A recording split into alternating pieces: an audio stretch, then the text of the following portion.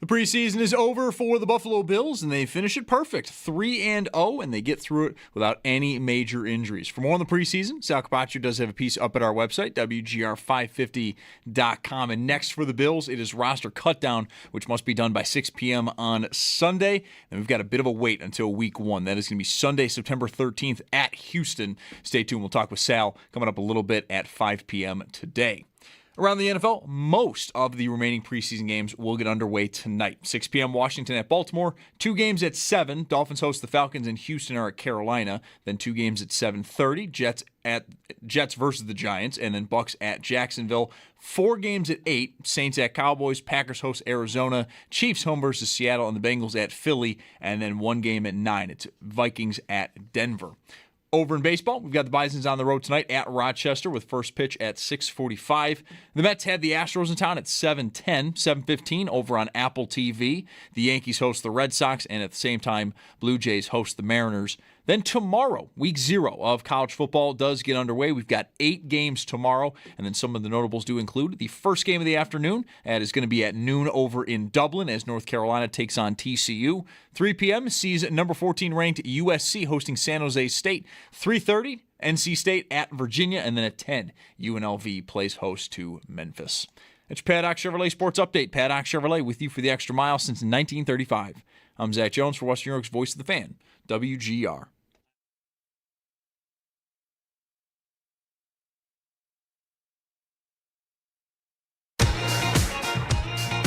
My dad's not here right now. He's still at work. So I'm going to blast him. Mike Schopp and the Bulldog. I'm going to see if there's a clean version so that my parents and the people at my school will not get mad at me. We've got the spritzer filled with water just in case if stuff gets too fire. I'm going to set up the speaker and I'm going to listen to Mike Schopp and the Bulldog. I think this is the best Mike Schopp feature that I've heard in a long time.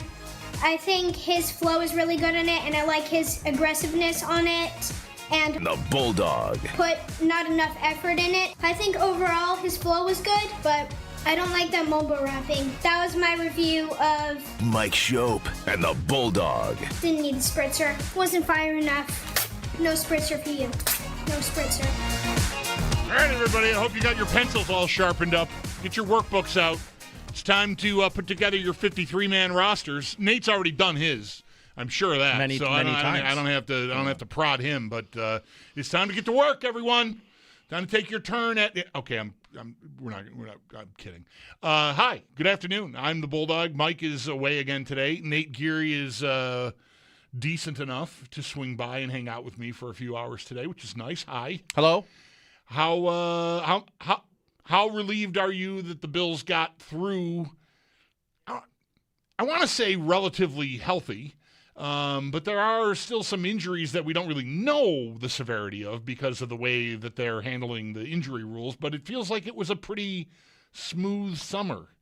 I mean, there's still a couple of weeks of practices before they play a real game, and we know, I think, from history, especially like last year when the Bills seemingly lost someone in practice, it seemed like weekly, that was happening. There is still, anything could happen at any moment, but it feels to me like they got through pretty well. There wasn't a lot of, was there any cart action? I feel like they got out really, really pretty well. Knocking on wood there. I saw one stat from one of the injury accounts. Banged up Bills? Yeah, maybe banged up Bills. I was going to refer to that as well. That said Kyle Tremblay. Maybe 47% fewer injuries. A reduction in summer. Players injured during preseason compared to last year. Yeah, that seems like a significant. lot. That seems like a big number. Yep. So I don't know how much they did differently from a load management standpoint because I'm not there counting snaps during practices or whatever. But they did it. They've gotten through it. I think relatively unscathed. I mean, the biggest injury concern you probably have is Connor McGovern and/or Ty Johnson. One player, obviously a starting player in Connor McGovern. Yep. Johnson, a key, important third down role player for the team. But, they've got other running backs. So, that's to me not – if he misses the opener or a couple of weeks, or if they can even – I don't know if they maybe even IR him for 4 weeks because of what we think is a hamstring injury. Maybe that's not the biggest deal in the world because you got other running backs. You do. They're not equipped necessarily as specifically as Ty Johnson is for his role, but you're going to get by.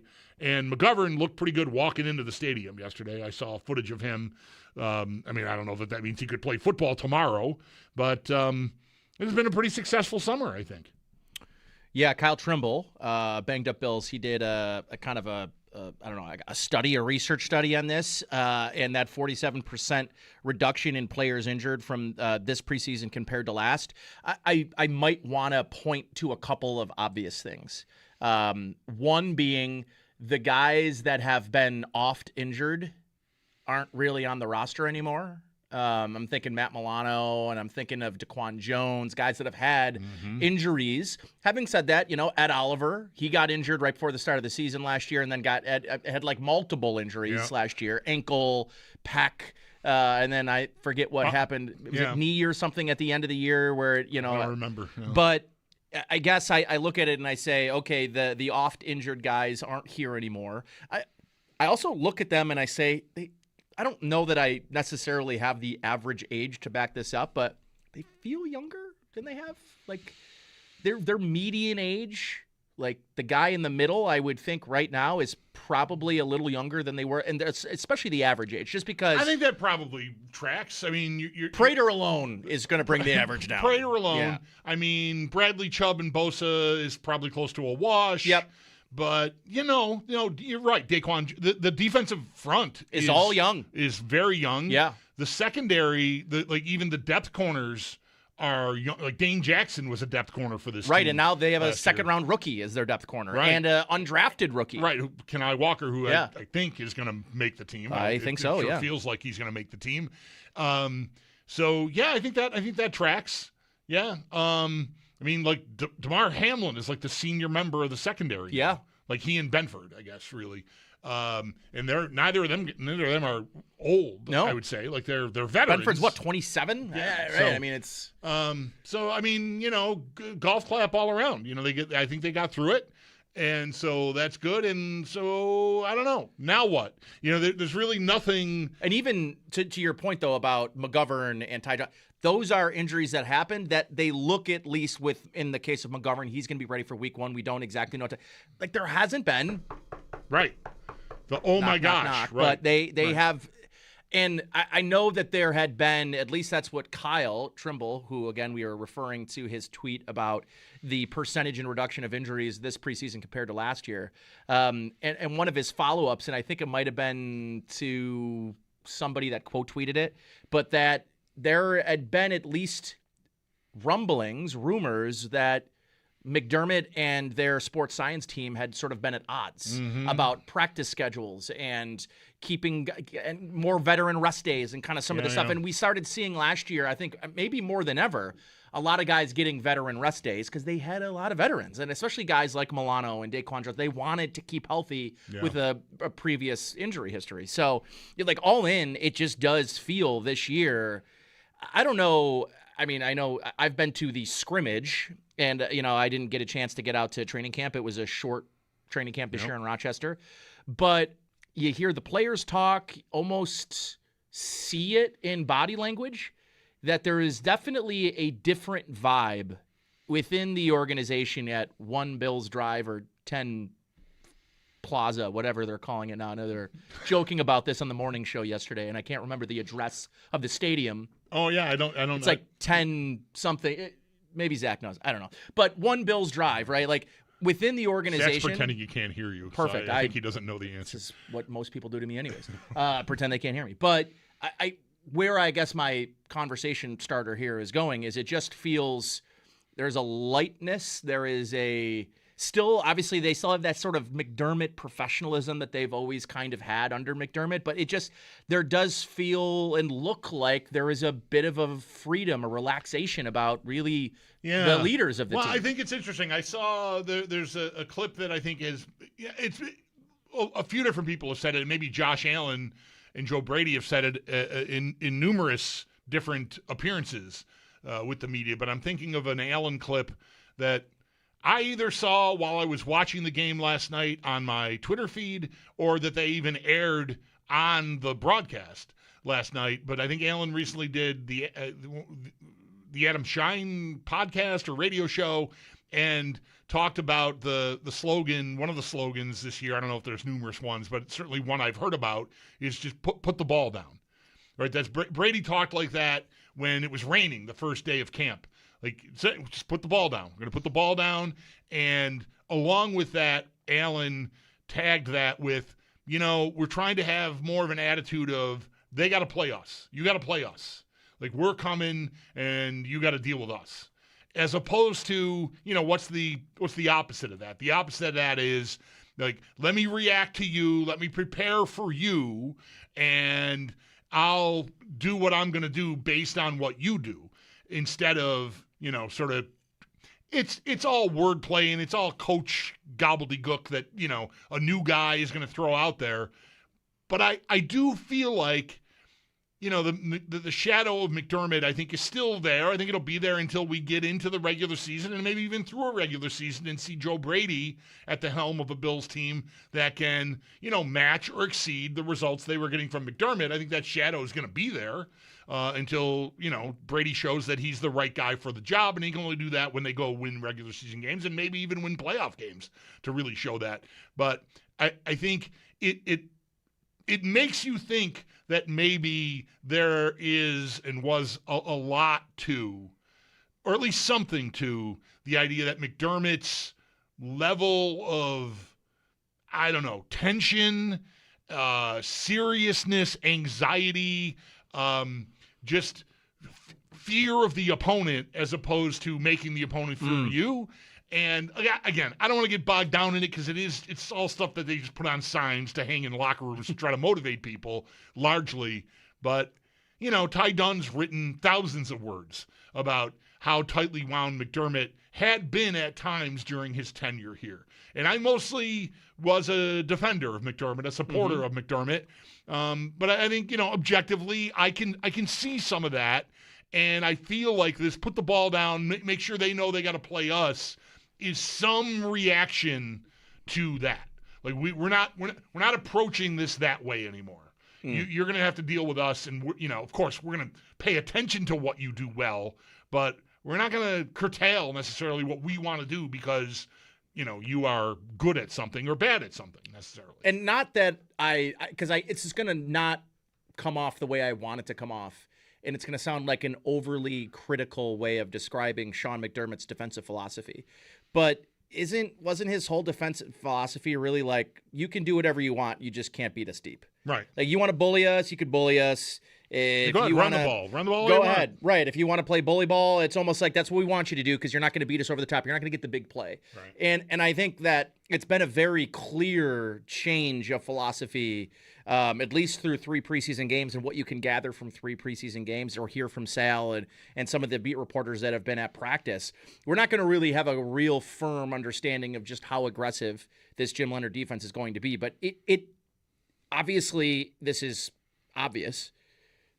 Like, it does look different defensively. It does not look the same. It doesn't have the same vibe. We're talking about the sort of ethos of the locker room being different under Joe Brady versus, Sean McDermott. But it's very obvious to me that the scheme is very different defensively. It is if you don't fully understand the differences of a 4-3 and 3-4, and you're not, listening to the smart guys on Twitter talking about it and breaking that stuff down, all you have to really do is look, and it looks and feels different.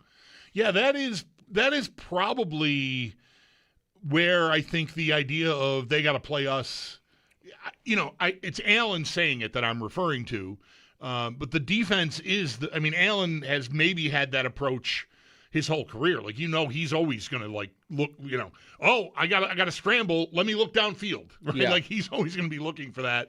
And certainly maybe now Brady, we've pondered this for months now since Brady got the job. He's untethered from anyone above him, at least on the coaching staff. He has bosses, obviously, but he's the head coach, so he doesn't have someone to answer to on like, hey, 2nd and 1, why did you call that play? Or, why are we throwing so much on 1st down and that sort of stuff. He can do what he thinks is best and not have to please anyone. Again, other than, Brandon Beane and the owner.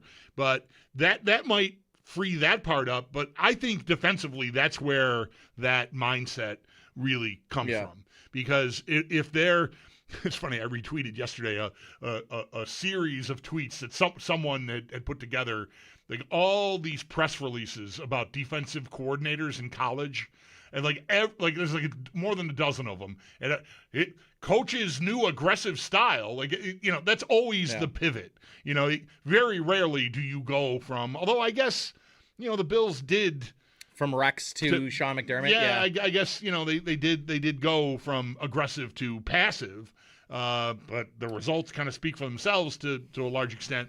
Passive was probably the right word I wanted to use to describe Sean McDermott's defensive philosophy. I think that's right. So if you're attacking now, I think maybe the mindset of the whole team is more sort of, on their toes than, sort of sitting back, like waiting to see what are you going to do to me? This is what I'm going to do to you, I think is how they sound. And again, it's all words. Yeah, but in practice, I think that's what the defense is going to be.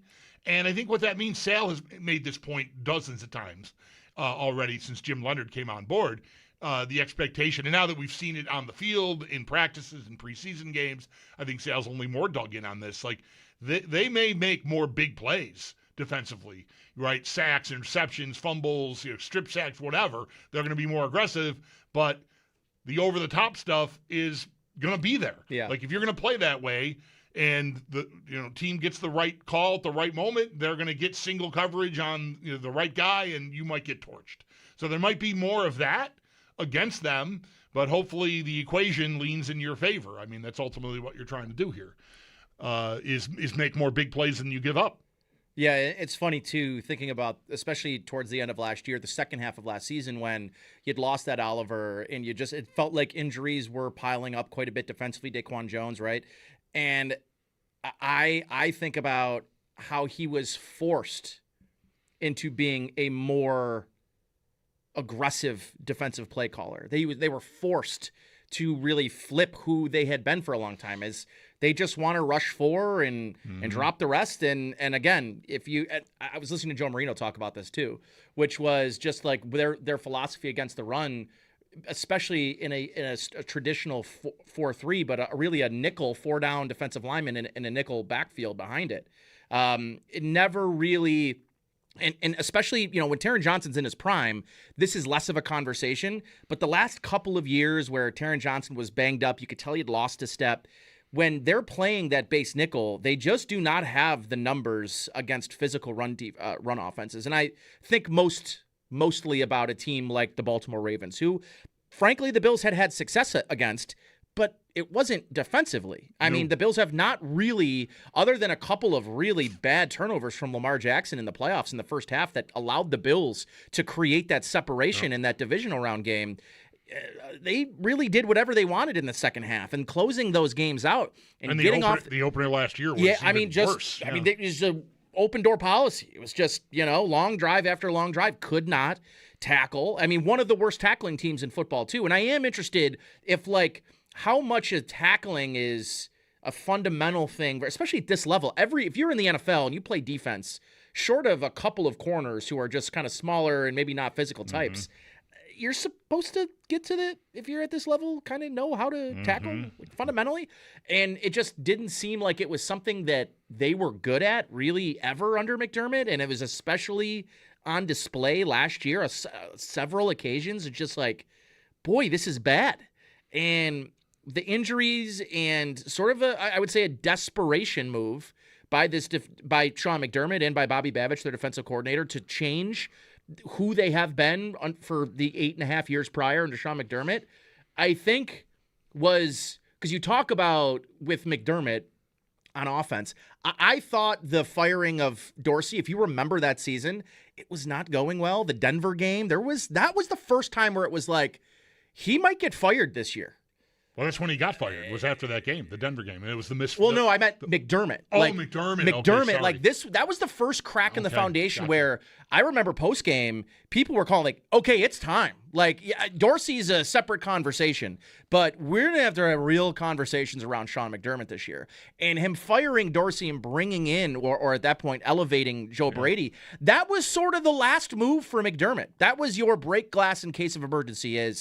we got to make a change here where this season is slipping away from us. And obviously we know how that ends. They end up winning the division and squeaking that season out. But like, I think a lot about that year because there were a lot of mental mistakes, not a lot of like, these aren't Sean McDermott coach team mistakes. And it wasn't just by the players, it was by the staff as well. And now that, like, looking back and having this last year be the year that finally ends up being the season McDermott's gone, is there was a lot of levers that McDermott ultimately pushed before it just became like it's time to move on. But the defense, changing who they were defensively to being an aggressive, blitz-heavy team, that was very clearly, in hindsight, his last, like, this is all I got left. Right. This is the only thing we can do now and hope for the best. Right. Well, you know, the tackling, that's been the quote from Jim Leonard has made the rounds everywhere. That, you know, tackling, looking at the tape from last year, tackling was maybe, I think he said it, the biggest problem they had on defense. And, you know, not for nothing, it's a preseason game, but I don't know, last night was maybe not the best night for that. I mean, they squeaked the game out, but Hairston got torched in the open field on the first touchdown, and Igbinosun, who largely is here because he's long and physical, like the diving at the big guy's legs at the 2-yard line was pointless. I mean, that to me almost looked like a sort of a business decision, which is weird for a rookie that's got a reputation for being this fearless, tough dude. He just sort of, I'm going to do this. And the guy just falls over him into the end zone. So like, that wasn't great. But, you know, by and large, like, I don't know, how much can you improve on that aside from getting all different personnel? I mean, Hairston was not a regular starter for this team last year. Igbinosun's a rookie. You know, so those are two guys you might look at. And last night, again, in singular situations, they had IGB also made a very nice open field tackle earlier in the game, I think, before the touchdown, or maybe it was after. I don't remember the order. It's a preseason game. I'm not taking notes. But still, the question of whether they'll just be better at that because there's different people, I'm curious to see if that is the case. And I'm never going to be the guy that's like, I'm not going to overanalyze, you know, corners not missing tackles. I mean, that is not a unique thing to the Bills or Buffalo. It's like that. It happens. There's not a lot. You're in the open field with a talented receiver that's shifty and fast, and like you might get torched. I think that's why you kind of really look in your middle nine, basically. Your safeties, your linebackers, and your defensive line. Those are the guys I'm looking at the most to make upgrades in that position. And, you know, I think the kind of darling for the shift in both philosophy and scheme, the face to me has sort of been like, or I guess if you want to look at one player that's sort of been the face of all these changes, it's Landon Jackson. I mean, the size difference. I mean, the very clear, he is a physical specimen in the middle of the defense. And I don't know how much longer we'll be, because TJ Sanders didn't exactly pop in the preseason, and he's been sort of a player that really, even since they drafted him, I think probably fit best under a McDermott scheme. Now shifts to this Jim Leonard scheme. Right now, he's penciled in as the starter. Right. He didn't even play last night. But that could change. Landon Jackson could absolutely be in a full 50-50 split timeshare. That has definitely been one of the success stories of the summer. 100%. And I want to make sure and point that out every time it comes up because I was kind of worried about him. Me too, yeah. You know, like you drafted him to play in McDermott's scheme, he had a certain athletic profile, and you change schemes and like, okay, second year, you barely played as a rookie. How about you put on 25 pounds and be a different guy? Yeah. And that's hard. I think that's a big challenge. Look no further than Dwayne Carter. It has not worked for him. Right. He was kind of asked, okay, you're going to bulk up and play one take. You're going to play nose tackle. He was on the field for the last play of the game yesterday. Yeah, he's done. He's getting cut or traded. I don't know if he has any trade value, but I don't think he's on. He's gone. Yeah, he's gone. I heard Sal this morning talking about the numbers game they're going to have up front. I mean, they have, you know, Mike Dana's an interesting guy because he's had a good preseason. He's a veteran in the league. But I think Javon Solomon is such an interesting guy because, A, he fits this system perfectly. They've kept him around in a 4-3, and he is a 3-4 outside linebacker. Yeah. But he goes and covers kickoffs. He's all four special teams units. Like, so he's locked in. He didn't play yesterday. It's pretty noteworthy, I would say. Yeah. So, I mean, they've got numbers on this defensive line to work out over the next whatever week or so as they start getting this roster cut down. But I guess I would feel if I was going into this season concerned about one position group or one area of their defense, to me, it was always defensive line. And obviously there's a lot of questions around linebacker, and is Terrell Bernard going to go back to the guy he was 2 years ago? Is, the rookie, Caleb Elarm-Zor, is he going to, overtake Williams to be that other starting linebacker? I don't know that we've got necessarily a full answer, and I think they might also be in a timeshare. But I feel better today about their linebackers than I did maybe to start. But I feel, light years ahead of where I was a month ago about where their defensive line was. I just think there were so many questions about a guy like Landon Jackson, about how Ed Oliver is going to look in this defense. And I don't know that we know that yet, but I don't think that's a concern for anybody. The way that Leonard's talked about what they're going to ask him to do and what they're going to try to do for him, right, to sort of free him up, is how Leonard has been talking. I'm pretty confident that's going to work to some, I think it's going to be successful. And I think Greg Gaines is going to be on the team too. They don't have another player like him. Yeah. And talking to some people that, are X's and O's people, really love the idea of being able to timeshare that nose tackle position to move Deion Walker all over. So that guy, I think, is the one guy in this defense that I'm saying he could be a superstar. Yeah. And we've seen teams win with that kind of force in the middle 100%. Of their defense, right? Philadelphia comes, of course, right to mind. Seattle too, just last year. All right, Nate Geary's in. Pouring over the preseason finale. Skylar Bell we'll have to talk about at some point, which we didn't do any of this segment, and that'll have to wait at least for 15 minutes or so because Sammy P is coming up. Sam Panayotovich, our buddy from Chicago, joins us at this time on Friday, so we've got that coming up next for you. The lay of the land moving forward, Paul Hamilton will be with us at 4. He was covering this game yesterday, has been covering all of Bill's training camp and practice and whatnot, but we'll also touch on day 2 of Hellebuck Watch after the public demand of a trade. I don't know, we have a crawl on the YouTube stream, but maybe we'll get one, the Hellebuck Watch. So we'll talk some football and some hockey with Paul, and then Sal, obviously, on the Bills at 5 o'clock. He's Nate Geary. I am the Bulldog. Mike is away today. Sammy P right after this on WGR.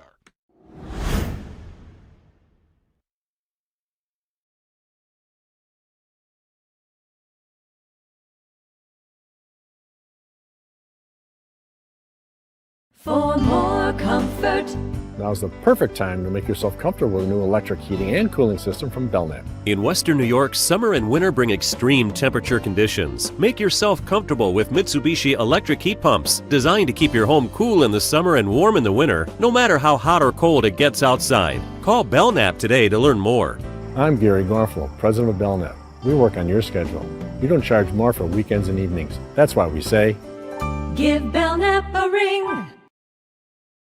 The tank, it's way cheaper than it is anywhere else, and come say hi. And then what we're going to do is have a live Always Game Day in Buffalo podcast. We're going to be broadcasting it right from here. You can come by, you can say hi, and we're going to have our 53-man roster projections, both from Matt and me. And how about this, folks? Right now, if you can hear my voice right now, I got something special for you. You're driving by, you pull in the parking lot, you say hi to our guy Tony. Hi to our guy Tony. First person who does that gets something signed. Buffalo Sports merchandise from TSE Buffalo and from Signals. That's a great deal. Come say hi, Tony. Last year when we did this, I think it was 2 minutes. So if you were here, if you were down on Route 20 anywhere, stop what you're doing, turn around, come say hi to Tony, and you might be coming home with some sick Buffalo Bills merch and swag. It's going to be awesome. Get on down here. We are down here until 5 p.m. While we're here, you get $3.60 a gallon. That's 15 cents off. We're going to go live for It's Always Game Day in Buffalo. Hope to see you down here. Free Paula's Donuts, by the way, as well. Come on down.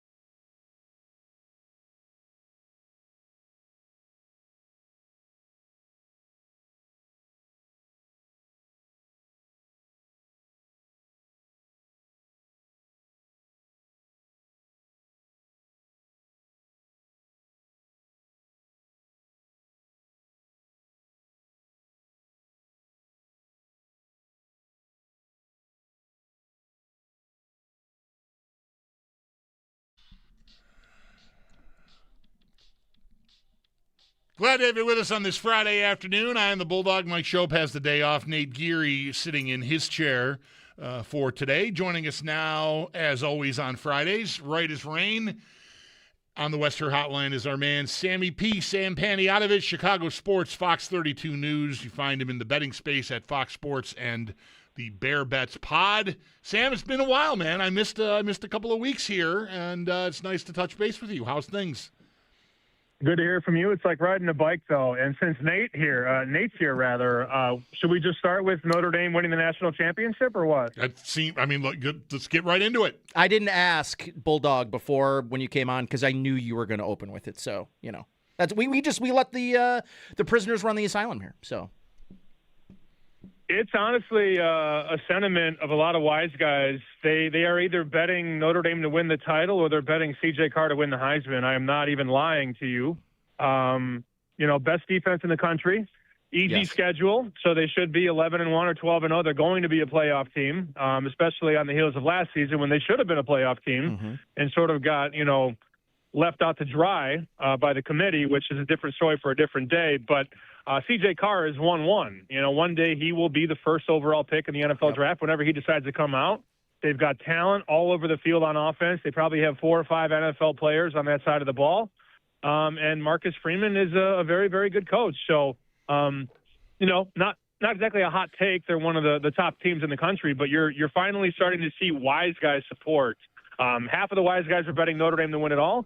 The other half are betting C.J. Carr to win the Heisman. Right, because I want to guess that usually idiots like Nate would always think that Notre Dame is going to win the national championship. Yeah. And so they're one of those teams like the Cowboys, I think, right, Sam, that just always get public backing, but it's the wise guys that you're making note of here.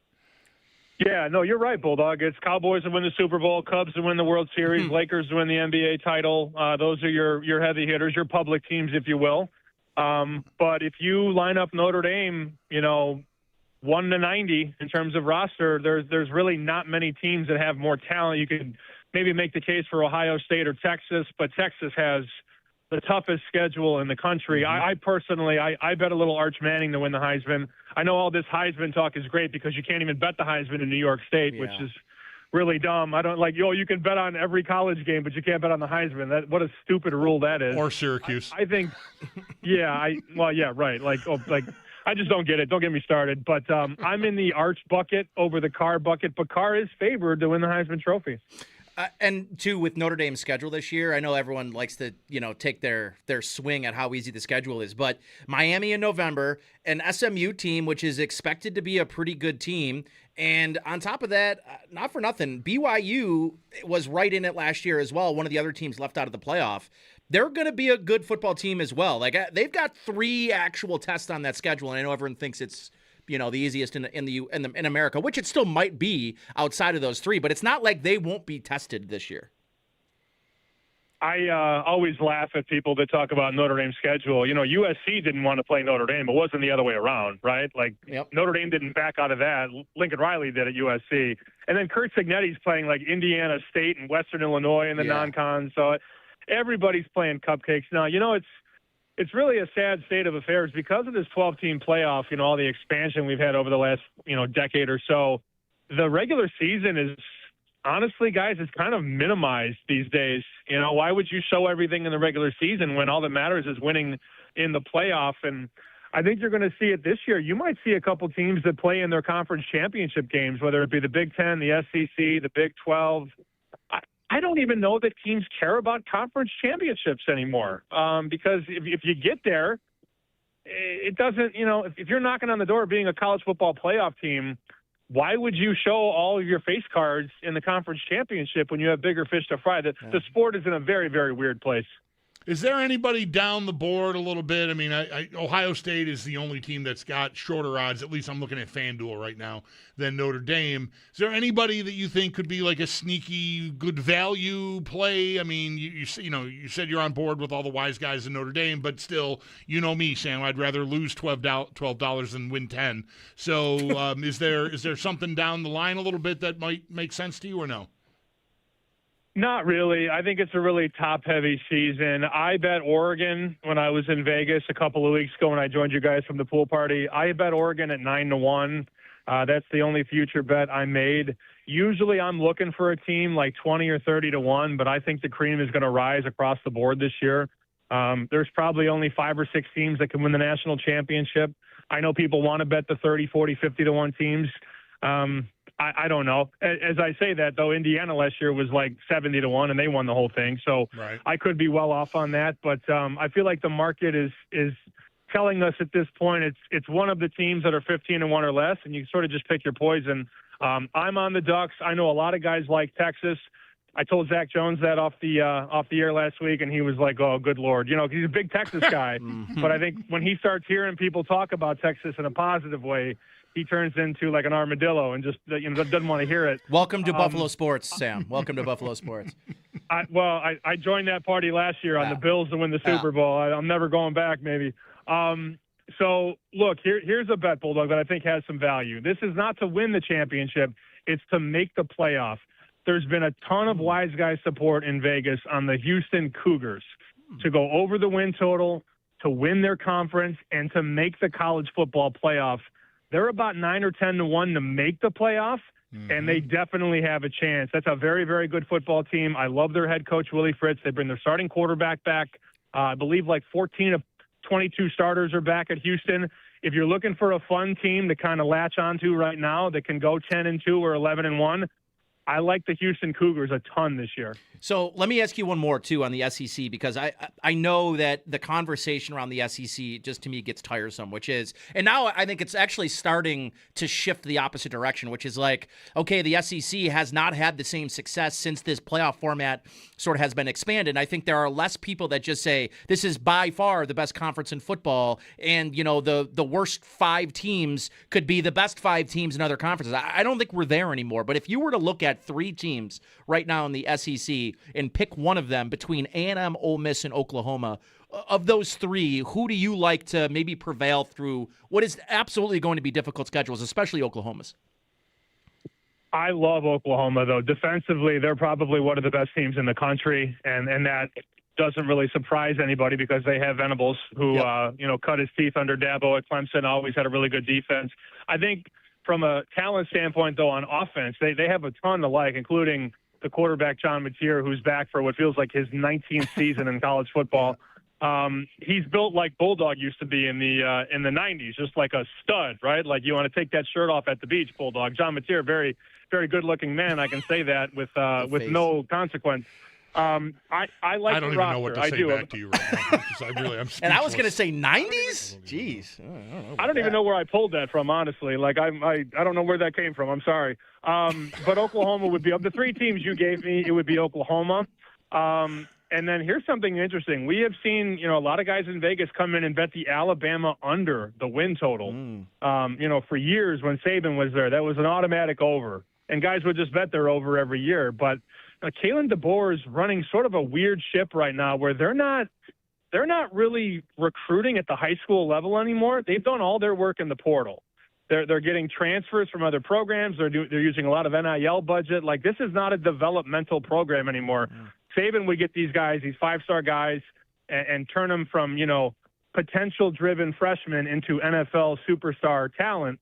And that's not what they're doing at Bama anymore. They're doing it all through the portal and all through transfers. So I think a lot of people are sort of shorting what Alabama is doing, and that's a win total that has gotten a ton of money under the Alabama Crimson Tide. Sam Panayotovich with us for just another minute or two here on the West Her Hotline. Fox 32 in Chicago and Fox Sports and Bear Bets Pod in the gambling space. Has anything happened since I last had a chance to talk to you regarding NFL wise, like risers, fallers, anything in your mind, or is it still pretty static at this point? Well, the team that's gotten really, really bet a ton is the Dallas Cowboys, which, again, is not a surprise. We just sort of joked about that. But I think defensively they have tried to overhaul what they did on defense, and I think they have 5 or 6 new starters. So I think there's a belief that they can be, complete on both sides of the ball. Last year, Dallas was one of 2 teams that was top 10 in offense and bottom 10 in defense. The other team was the Chicago Bears, who are getting bet basically every second of every day. The Bears are the most public team. The Cowboys are getting some sharp support. And we've seen more money on Joe Burrow to win the MVP, Bulldog. I think we talked about that maybe a month ago as we were kind of driving through the home stretch of summer. But there's a lot of belief in that Bengals team. They've taken a ton of money to win the conference, to win the Super Bowl, and Joe Burrow to win the MVP. So that'll be something that I'll be paying attention to. I jumped on the Burrow train as well because I saw a couple guys bet it in some accounts. So I have Burrow MVP. I'm sure people in Buffalo don't want to hear that because everybody loves Josh Allen, but Burrow still hasn't gotten one, and a lot of people think he's due. So anything, sorry to jump back to college on you, but is there any week 0 action here that you're into? It feels like there's usually at least one game that you really feel like you can't miss, and I don't feel like that game exists this weekend. No, I wouldn't call it can't miss, but there's going to be a ton of eyeballs on TCU and North Carolina. This number opened TCU -7. It's been bet out to 9. And honestly, I don't understand it. Josh Hoover was a TCU quarterback last year. He's gone. He's now the starting quarterback at Indiana. I know North Carolina was pretty bad last year, but let's give Belichick the benefit of the doubt. I think you're going to see Carolina fight, and I think they're going to cover the 9.5 tomorrow. That's a very, very big number, it feels like, for TCU and North Carolina. If Carolina gets blown out, you did not hear it from me, though. Promise. I'll forget it ever happened, Sam. Thanks a lot for this. Enjoy the weekend, and we'll look forward to next week, bud. All right, guys. See you. That is Sam Panayotovich, Sammy P, at SP Shoot on the Twitter machine, Fox 32 News in Chicago, and at Fox Sports, and at Bear Bets Pod is where you can find his wagering intel. All right, we'll hit up a timeout here. A little bit to go before we get to who's first. Paul today is at 4, and then Sal at 5. Nate Geary in for Mike. I am the Bulldog. This is WGR.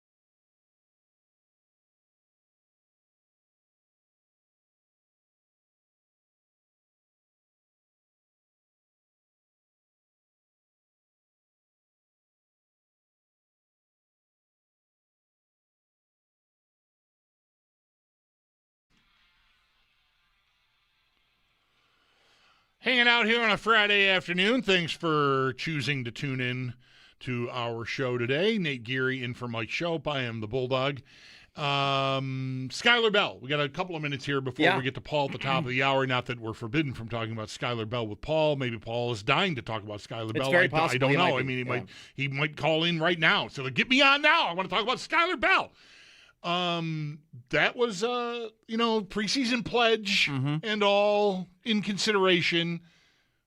It was a pretty solid debut. Would you say that it was important to see it? I think I would. Yeah. It just hadn't been really a loud preseason for him, and I think if you hadn't played the first two, right, because of injury. Yeah. But but really during practice before the injury, I maybe want to hesitate when I say this, but was he not? And Zach, you could tell me if you're wrong, because we did 100 hours of draft and post-draft coverage.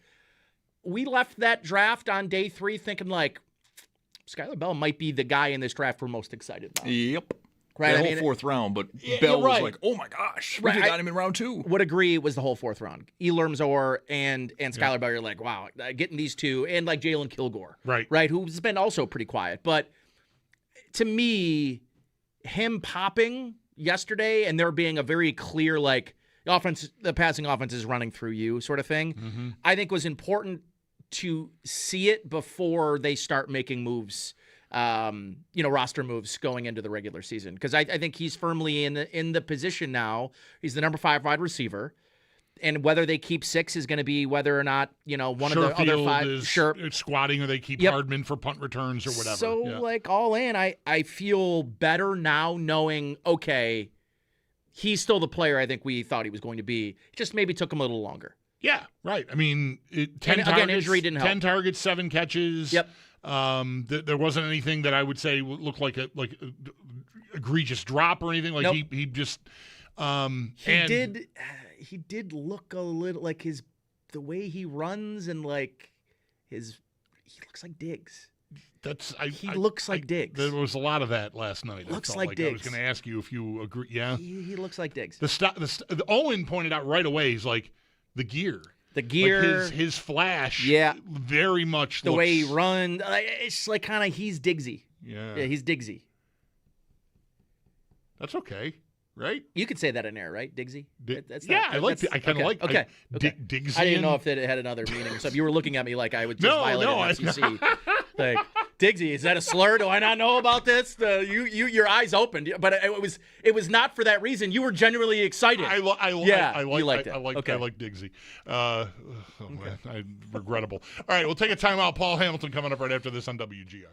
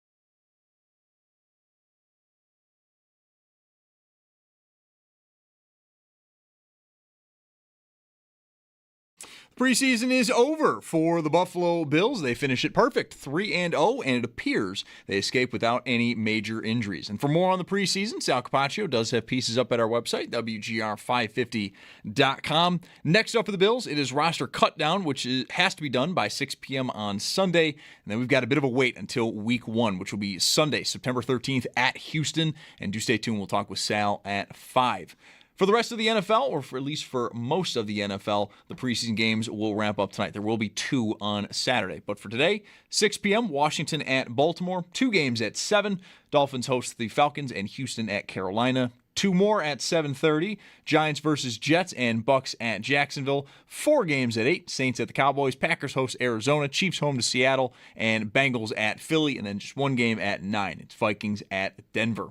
In baseball, Bison's on the road at Rochester. First pitch for that one at 6:45. In the majors, Mets have the Astros in town at 7:10. At 7:15 on Apple TV, Yankees host the Red Sox, and at the same time, the Blue Jays, they host Seattle. And then tomorrow, week 0 of college football. There are 8 games in total, and some notable ones do include the first game of the day at noon, North Carolina versus TCU over in Dublin. 3 p.m. sees number 14 ranked USC hosting San Jose State. 3:30, NC State at Virginia. And at 10, UNLV. They play host to Memphis. That's your Paddock Chevrolet Sports Update. Paddock Chevrolet with you for the extra mile since 1935. I'm Zach Jones for Western New York's Voice of the Fan, WGR.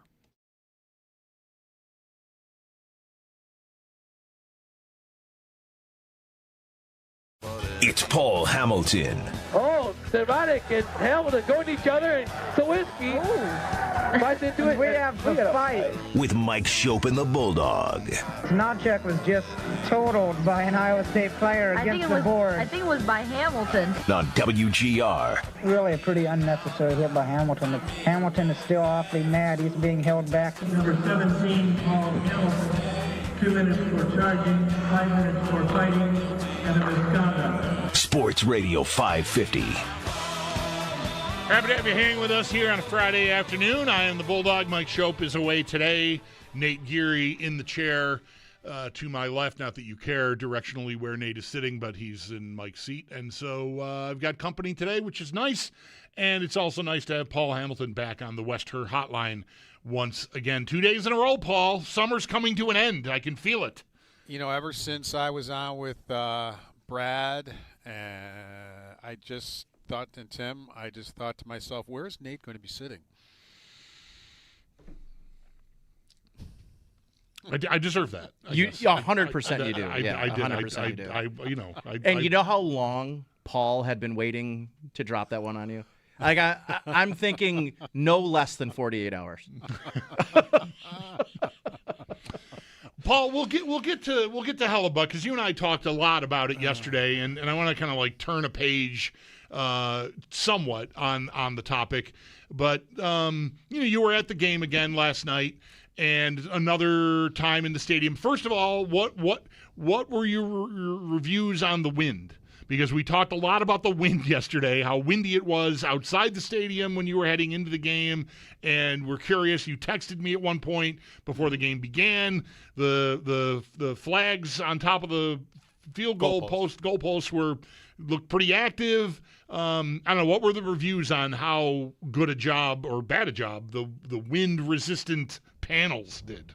Well, if the wind kept up outside the stadium, then it worked, because those flags on top of the goalpost did calm down after warm-up. Once the game started, they weren't blowing very hard at all. But again, I can't be both inside and outside at once, right? Well, right. When I talked to you the first time, I was outside and then inside. So I don't know if it was still windy outside. So I can tell you that if it was still windy outside, it wasn't when I left, but I didn't leave till like 12:30 in the morning. So that, and the thing is, I'm not Patrick Hammer by any stretch of the imagination, but I've heard him say that once the sun goes down, the wind will tend to calm down. Mm-hmm. So I'm wondering if that happened. Yep. But if it didn't, it worked, because the wind definitely got better once the game did kick off. Anything stand out to you, or just a preseason finale, get through it, and everybody healthy, and like that's that, right? No, I like Skylar Bell. We talked about him yesterday. I know Sal talked to you about him before I did, and I mentioned it to Sal after. I was a little bit surprised when he said, not that I disagreed with him. I was just not thinking that way when he said, no, he's on the team no matter how he plays. It doesn't matter. He's going to be on the team, and I thought. Yeah, I was thinking he probably has a pretty good chance to be on the team, but I think he's got maybe he has to have a good performance since he was hurt and I didn't think he was great before that. But it doesn't matter because he had a really good game. Of course, Brady said what a head coach is going to say, that there's a lot of things for him to clean up. But he also said that he said especially since he had one full practice and to play like that and to make some of the plays that he did. And he said when he called that sweep for a touchdown, Bell was dead. He goes, he hardly could get back to the huddle. He goes, I was thinking to myself at the time, maybe I shouldn't have called that before the play developed. And Bell came around end, had good speed, but once he got to about the 10-yard line, he turned it on. I mean, really turned it on. And there were guys that looked like were going to tackle him. He just blew by him for the touchdown on that sweep play. He was targeted 10 times, made 7 receptions, and I became a believer there that I see what Sal's talking about here. He obviously should make the team. There's no question about it. So that was somebody that really impressed me. Even though it was a bunch of guys that you might not even hear from again, I was impressed with how the defense shut it down for the final 4 plays of the game. That's right. Yeah, a field goal was certainly in the window for Pittsburgh. Yeah. There, they had plenty of time and timeouts, there was, being there, you could see the coverages. It wasn't like the Steelers were missing open men. The guys were covered, and that caused the Steelers to have to scramble at quarterback, and I thought they did a really nice job of preserving the win. Not only did the offense do its job, getting into field goal range and kicking the field goal to make it, okay, now let's get the ball back. They did it. The defense stood up. They got the ball back. The Bills were able to get downfield with the aid of a 40-yard pass interference penalty, which was a penalty, by the way. Oh, yeah. I mean, it wasn't like a cheapie or anything like that. And they were able to get the ball into the end zone. Obviously, in a preseason game, you're not going for a tie. Even in a regular season game, I think I would go for the 2 points. But, people would go back and forth about that. And they go for the 2 points. I love Bouchel there. He was under duress. There was a guy right on him. But he didn't get – I don't think he got everything on that throw. No, I don't think so when he let it go, I thought, oh, that's not going to get there. But he found the open guy under duress. He didn't panic because he had a guy right there with him. Pettis was open. He just kind of had to get the ball there somehow. And as you mentioned, it probably wasn't – he didn't have a lot of juice on it, but he didn't need a lot of juice because he was wide open. And they get it, and then the defense stood up again. So even though we're talking about some players that other than Bell that maybe aren't going to be around. Now, the guy who scored the touchdown we talked about yesterday, Ian Wheeler, but I think I heard Sal say this too, and I agree 100%. I think there's enough room on the practice squad for both Gore and Wheeler. You've got 17 openings there, so you could put 2 running backs on there. I sometimes wonder – I don't know how you guys feel about this. I don't think Ty Johnson gets the credit he deserves. A lot of people, they got all enthralled with Wheeler during the preseason. There's always that running back or a wide receiver every year. Yep. Every year. And it's like many people just wanted to bypass Johnson like he hasn't done anything in the past couple of years since arriving from the New York Jets on waivers. And Ty Johnson has made some really important plays for the Buffalo Bills in third down offense and in passing situations. He's made some big catches for first downs, for touchdowns. Yep. Ray Davis, I don't even think I need to mention it. I think he's an excellent backup to Cook. Plus, he did fumble a punt return. That's kind of new to him, but kickoff returns, he was one of the best in the league, if not the best in the league. He was all-pro kick returner last year. Yeah. Right.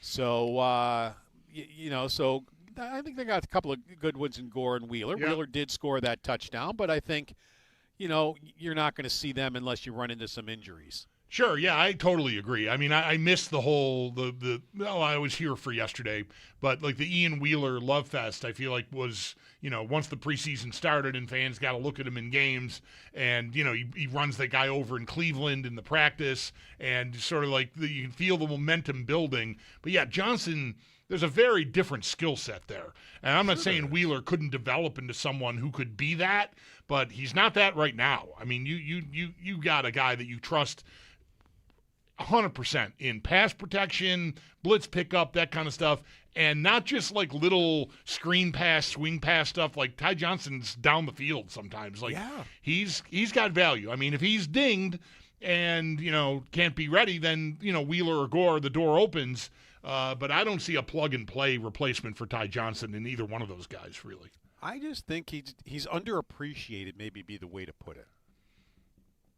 Yeah, I think that's fair. Yeah, with some in the fence, certainly not by me. I mean, I see his value. And you hear too when like Josh or Joe Brady, I think even Pete Carmichael had referred to this during training camp, Paul, where it was like they know Josh has said it multiple times. He's the best third down back in the league, and I know you can have love your guy and all that, but you look around the league, Paul. It's a role that is, I think, important, especially now in a Joe Brady, Pete Carmichael offense that might look more like what Sean Payton and Carmichael were doing together in New Orleans. And they've talked a lot about their backs being more involved in the pass game this year. Well, I mean, if that's the case, Paul, look no further than Ty Johnson, who I do think will have maybe even more of an elevated role this year, especially in those third down situations. And he has to be good because you're taking off the field one of the best running backs in the National Football League to put him out there.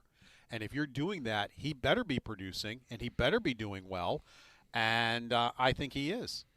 Were you surprised at all, Paul, about the quarterback, competition for the backup spot? I expected, and I think a lot of people expected, Kyle Allen to maybe just not do enough to really stave off like Bochelle. Both of them have looked good, and I was actually, I came away genuinely impressed by Kyle Allen's performance in that Cleveland game in the rain. Some of the throws he was making with a wet football. I know, these guys are pros, but it's still difficult in the NFL to throw a wet football in the conditions they were in. Did you come away feeling better about this position behind Josh Allen? Not that I forget the famous quote from the Colts quarterbacks coach about, getting the backup quarterback prepared, and they don't practice bleep because, if Peyton Manning goes out, they're bleeped. I would probably think the same thing for the Bills, but I have to imagine everybody feels at least a little better that if they had to get through a game or a half, they could feel like they could lean on either guys. And I don't know that every team in the National Football League could do that. Yeah, now, Bochelle was economical. He was 26 of 38, but he only had 196 yards. But he was still, for the most part, now he did miss a wide-open receiver earlier. I believe it was Bell. It was Bell early in the game. What impressed me is he made two really good throws after that and gained not quite 20 yards, almost 20 yards on both of them. He didn't pout that, I just missed a guy for a touchdown or maybe a touchdown. And he made two really good throws after that, which got them in field goal range to make it 3-0. What's interesting is all three quarterbacks had one touchdown and no interceptions on the preseason. So the Bills quarterbacking had 3 touchdowns, but they didn't have a pick. Bochelle finished 64.9% of his passes. Kyle Allen completed 85.7% of his passes, 24 of 28. And Josh Allen was 6 of 8, which is 75% of his passes. So there are your quarterbacks throughout the preseason going 85.7 on 28 attempts, 64.9 on 57 attempts, and 75% on 8 attempts, but he's your starter. You know what he can do. But I did find it interesting that they all had 1 touchdown and no interceptions. Paul Hamilton on the West Hair Hotline here with us, pouring over last night's preseason finale for the Bills. They pull out a last-minute win over the Steelers to complete the preseason 3-0. We'll also get into some hockey here before we let Paul go with the Connor Hellebuck news from yesterday about him publicly demanding a trade. One more thing, at least from me, Paul, on the Bills is Tyler Bass made all his kicks again, and I guess that's, is the the fire's never going to go out there. I think I was talking with Sal about this yesterday, and it feels like as soon as he misses one, we're going to be into like some sort of fetal position crisis mode, which is tough. I mean, I know that, he's been a bit of a mystery, and last year was weird. And the way they handled him earlier this summer, like not kicking for as long as he was. I even thought it was odd that Brandon Bean, in that sit down he did with Sal and Matt Beauvais for the It's Always Game Day in Buffalo podcast, that he said, well, one of the reasons we didn't want to have a kicking competition is because we were having a punting competition, and like that would be too cumbersome or something. And like, what is that? Like, you figure that out. Like, what's the big deal there? I don't know. That just seemed odd to me. But still, Bass he's got back-to-back outings where he's made every kick. Yeah, and was 3 for 4 in the first game. This is the NFL, guys. There's a backup plan. I wouldn't be shocked if Prater is somewhere kicking, practicing every day and kicking and just being ready, in case this blew up type of a situation. He might have wanted to just, again, have Bass have confidence that you don't have anybody breathing down your neck. You're going to be fine. We have confidence in you. And again, he's got a backup plan. He's not just having people lounging on the couch somewhere and all of a sudden this blows up and he's like, uh-oh, now what? So I just firmly believe there's a backup plan in case this didn't go well. Now, Sal and I were watching, and then while Sal was on the air with you, I believe in the 6 o'clock hour, I still watched. Bass was kicking from 60. He cleared the crossbar by a lot. So the leg is there. It's not like it's weak. It's not like it's, you're in uh-oh situation. He was hitting from 60 with plenty of leg. It wasn't just barely making it over. Mm-hmm. He missed one at 58, and you could see it annoyed him, so he backed it up to 60, and he hit that one. And the one he missed from 58, he just barely missed. It wasn't by much. And that's what I wanted to tell people. The leg is there. It's not weak. They're fine. They also, interestingly enough, did have Doman kick off because he did it in college, and he got an opportunity to kick off too. So if you don't want to put a lot of stress on Bass's leg, where he might be at, where this injury is, you at least know you've got a guy who is a pretty good kickoff guy in your punter. All right, Paul, before we wrap up with you, day 2 of Hellebuck Watch, we're on here. I don't know. I don't have a crawl on the YouTube channel yet, but I think a big part of the reason, you and I went over like all the history, like going back to June, late June and early July with the Sabres and what may have happened or what we think happened. I think a key element to the excitement level, I think that there is, the appetite I think there is from Sabres fans to entertain this idea is, well, A, we knew Hellebuck wanted out, but now he's gone public with it, and B, how many other teams at this juncture, at this point, a couple of weeks away from training camp opening, are in a position to make a move on a big goalie trade? Right? I mean, Carolina was rumored to be in on it when the Sabres were, and I think we talked about that back in June, and it never really made sense. Right, right. They had Bussey, who basically was great, and just like Ellis was taken off waivers to start the year. Yeah, he was the best goalie by far, and earned a contract. He was lights out during the season, and then when they needed him in the final round of the Stanley Cup playoffs, he wins them the Stanley Cup. And Kochkov is no. He's the other one, and he's fine too. So I don't know what Carolina would be doing sniffing around that. You mentioned New Jersey when you talked to me. Mm-hmm. Allen, Dawes, and Rittich. Yeah, they could use them. Right. Edmonton, Jari, Anderson, Levi. Yeah, they could use them. Colorado, Blackwood and Wedgwood. They surprised me last year. I thought they had really good years. I don't understand what John Tortorella was doing. I know Hart got them to the Stanley Cup Finals, but he really slid in the finals. He's got Hill sitting on the bench, who's played 213 NHL games. And won the Cup. Won the Cup, and has a 2.68 904 career numbers. How Aiden Hill did not wind up in the net when Hart was floundering in the finals, I think that was a huge mistake by Tortorella. So at least they got one guy. I'm not a Hart believer. I wasn't a believer before all this stuff went on with the junior team and while he's in Philadelphia.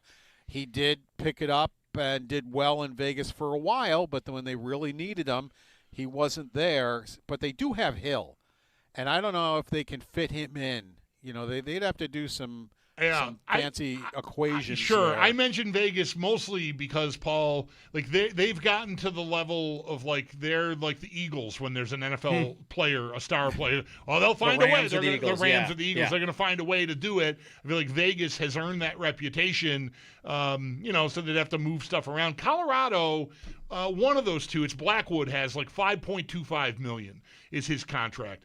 And like if they could move him in the trade and do some other things, I could see them finding a way to fit it in. It depends on what other things they're doing right now. Well, they got to sign making McCarr the highest paid player in the NHL. Right, but probably. He's under contract for $9 million for this year, so that cap hit won't change. If you're going to get Hellebuck, you're going to get him for more than 1 year. So you're. Sure, that's right. You're going to have to, but I mean, they can do it for a year and then figure it out. Is what I'm saying mostly. So, it depends on how much they feel like the goaltending let them down. They did, when they finally got eliminated, they did go back and forth a couple times where Wedgwood came in and finished the game, then started a game, and then Blackwood went back in. What I'm talking about with Hart here. Right. They're a little bit like the Sabres where, their sort of unheralded tandem, the Sabres had three, got them through the year, and that was, maybe even a strength of the team. The team was so good that they didn't need much better, but maybe they feel like in the end, if we could fit that in. I'm just trying to find, where if Hellebuck's going to get traded, how much competition is there? Because how much competition there is should affect what the cost is. I mean, if Winnipeg's got four good offers, then Edmonton picked up Anderson, so I would say not them. Although I think they could use them. I'm not a believer in any. No, me either. But I think they made their moves. Yeah, New Jersey of all of them need to by far the most. And I think. Yeah, and now they didn't have the kind of year the Sabres had, obviously. But Jack Hughes is there. Like that's a team that I think you could. I don't think you'd have to twist Hellebuck's arm too hard to say, like, they're going to be a contender, especially if they were to add him. So that might be the main competition in the whole thing. But they neither have the young goalie piece. I don't think Nico Dawes really qualifies. He's on. It's a very modest contract there. Rich has had okay years. Allen, But they're both in their mid-30s. Yeah, Allen's the best of the three, And Allen, I say, is a little bit above average goaltender, in my opinion. Yeah, I agree with that. Yeah. But, he's 36, I think, and Rittich is 34. Dawes is the kid in the mix, but I don't think there's a lot there to me. So, it might really be New Jersey and Buffalo are the two.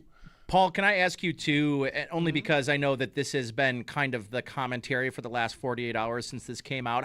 How much negotiating power do you think Winnipeg has lost waiting as long as they have to trade Hellebuck and noting that it could just be a thing of musical chairs, that there's just not enough teams that can drive up the value at this point? Like, do you think that based on, let's just talk about what was talked about at the draft, right? I know they wanted 4 and they didn't want to, take the move up from 8 to 4, and then also keep 8. Like they wanted both, and it didn't end up happening. Do you think that they've lost a significant amount of value by waiting this out as long as they have?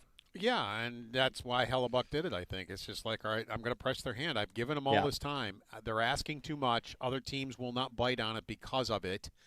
I've waived my no trade. And, people think the Sabres would have made the deal had Winnipeg not or been willing to swap 4 and 8, the rest of the thing seemed okay. Jack Quinn, from what I understand, was involved. I think either Ostlund or one of the young defensemen could have been involved. Helenus could have been involved. If Hellebuck becomes available, I might be willing to give up one of those guys, not 2. As far as the youngsters, I don't know how. For me personally, I don't know how interested I'd be in getting rid of any of them. To me, he's an $8.5 million chance that could definitely work out. He could become Hellebuck again. It's only been one bad year. He could all of a sudden become a playoff goaltender, just like Bobrovsky did. That could happen. It's happened before. I just think it's an $8.5 million gamble. I don't think goaltending is their problem. I think, their three goaltenders were third in the league in save percentage. Luukkonen just reiterated in an interview that he did in Munich, Germany, that he loves Buffalo, would like to stay, understands that he and the team still needs to get better. He didn't feel they reached their potential last year, and he thinks there's more to give from his standpoint. And so he seems pretty motivated at age 27. And, that's about the time Allmark really took off, too, was 26, 27 years old. So, and don't forget, Luukkonen last year had the best save percentage from January 8th on till almost the end of the season. Not quite. He did for most of it.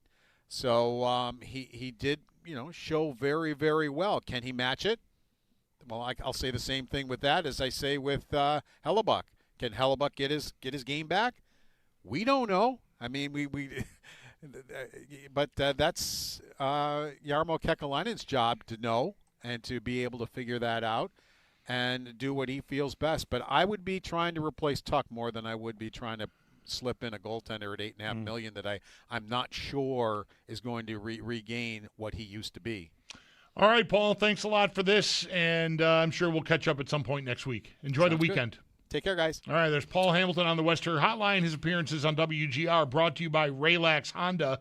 Raylax, we got this. By the way, I totally agree with Paul's last statement there. I am of the mind I would rather be looking for Tuck's replacement than a 34-year-old goaltender. Let's pick up right there after the break. Okay. That's what we call a tease, everybody. Nate Geary in for Mike on the Bulldog. Here. This is where are we? WGR. Yeah.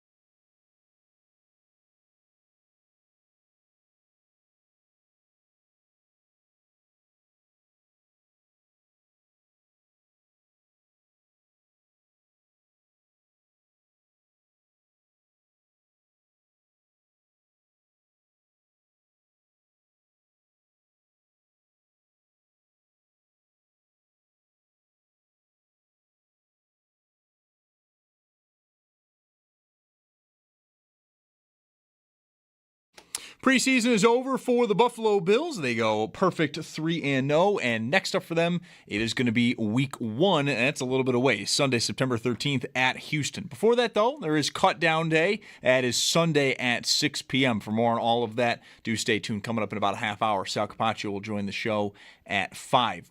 Over in baseball tonight, Bison's on the road at Rochester. First pitch for that one at 6:45. While in the majors, Mets have the Astros in town at 7:10. 7:15 on Apple TV. Yankees host the Red Sox, and at the exact same time, the Blue Jays, they host Seattle.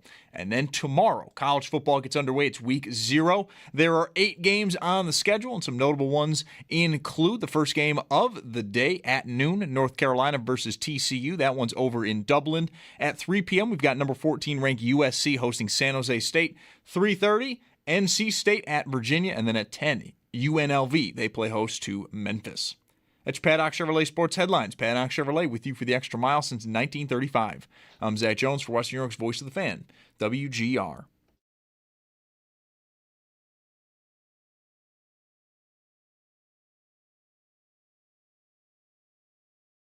Of course, adding Hellebuck would be huge for this team. I think it would really change some of the, probably a playoff team. Are they top in the division? Do they win the division? They're probably a playoff team. Now, even including Hellebuck's playoff woes, I think they'll be looked at more as a true contender in the Eastern Conference with Florida, Tampa Bay, Carolina, Montreal. You're back up in that group of teams in the conference by making this deal. And that, I think that alone is enticing. That is our buddy Chad DeDominicis from Expected Buffalo. He the podcast, he's got a long piece I retweeted yesterday. It's not a long piece. It's not like you carve out a day to whatever. It explains a lot of the challenges of trying to pull off a Hellebuck trade now versus doing it, when you had full flexibility with your roster before your moderately salaried goalie had any trade protection at all prior to July 1st. Now we're later. And what trade pieces you have to send out, you can no longer replenish and backfill because those moves have all been made. I mentioned numerous times here how part of the smoking gun to me on the Sabres, I believe, being very close to moving on a Hellebuck trade was that I very strongly believe I know they were trying to find ways to entice Vincent Trocheck to agree to come here. And they had no roster spot for Vincent Trocheck unless they were moving someone out of their forward group. I would surmise that my best guess there would have been Ryan McLeod, but I don't know that. And so you can start connecting all those dots, and you get to okay, I can see this happening. But now, if you were to try to make this trade, and UPL doesn't want to go to Winnipeg, hypothetically, he's got 5-team no trade protection. I would guess it's probably that Winnipeg is on that list, and that's a big reason why this trade has never happened. But we'll see. I don't have to be right about that, and who knows, maybe he could be convinced. But you've got that roadblock. You've got the roadblock if you want to move more rostered players off your team. You don't have a deep pool to go replenish. Vincent Trocheck's been traded somewhere else, so if that was your idea to replace someone, that's gone. So it gets a lot harder, and that's what I wanted to say about, Paul mentioning, I'm sorry, I just looked at the stream. There's a giant all-caps Hellebuck watch at the bottom of the I mean, you did ask for it no less than 7 times. I know. So, at this point, it would have just been, it would have been weird to not do it. It just looks, it's incredible. I'm sorry, I'm dying. At this point, it would have been straight up disrespectful for him not to do it. For G not to do that. You got to lean over and see this. It's so big. It's just... Sorry. Okay. Yeah, he took it very literal. Pull it together here on the radio. Very, very literal. Where was I? The talk. I mean, I agree. Back in June, I much rather would have been preparing for an imminent Alex Tuch departure, which, of course, became a reality on July 1st, or a little before, right? They traded his rights before July 1, actually, the market opened. Anyways, That was my mindset. Like, oh, go get me Matthew Nyes to replace Alex Tuck. Go get me whatever. Like Jason Robertson. Like, okay, let's dream big. Let's go nuts. We got the 4th overall pick. We got the 20th overall pick. Let's do something. And that time all went by, and none of that stuff happened. And so I end up at, well, I guess, Hellebuck, which was not my favorite idea to begin with, starts to have more appeal because at least it's some representation of you trying to get better. Yeah. And, for your fan base, for your own players, like to hold up something and go like, look, we did this to make the team better and improve on, the group that we had last season. The problem, so I still would prefer to replace Tuck with a veteran if I could. I just don't think that possibility is out there now. It certainly could present itself during the season and leading up to the trade deadline, but the trade deadline is, in March. So I got a long way to go before I can do that. Like the timing of that is just it's not realistic. I've got my skaters are my skaters right now, unless guys depart and maybe there's other pieces of a trade that I make for Hellebuck and maybe that supplements some of that. But I don't have an option right now to go make a trade to replace Tuck. That moment is gone. Yeah, probably. Hellebuck is still out there. It's gone for now. I should say. Once the season gets going, it could change. But Hellebuck is now sort of pushing the conversation back into the middle of the ring. And like I said to Paul, I think a lot of the intrigue about it from Sabres fans is that if he's going to get traded, who else is going to do it?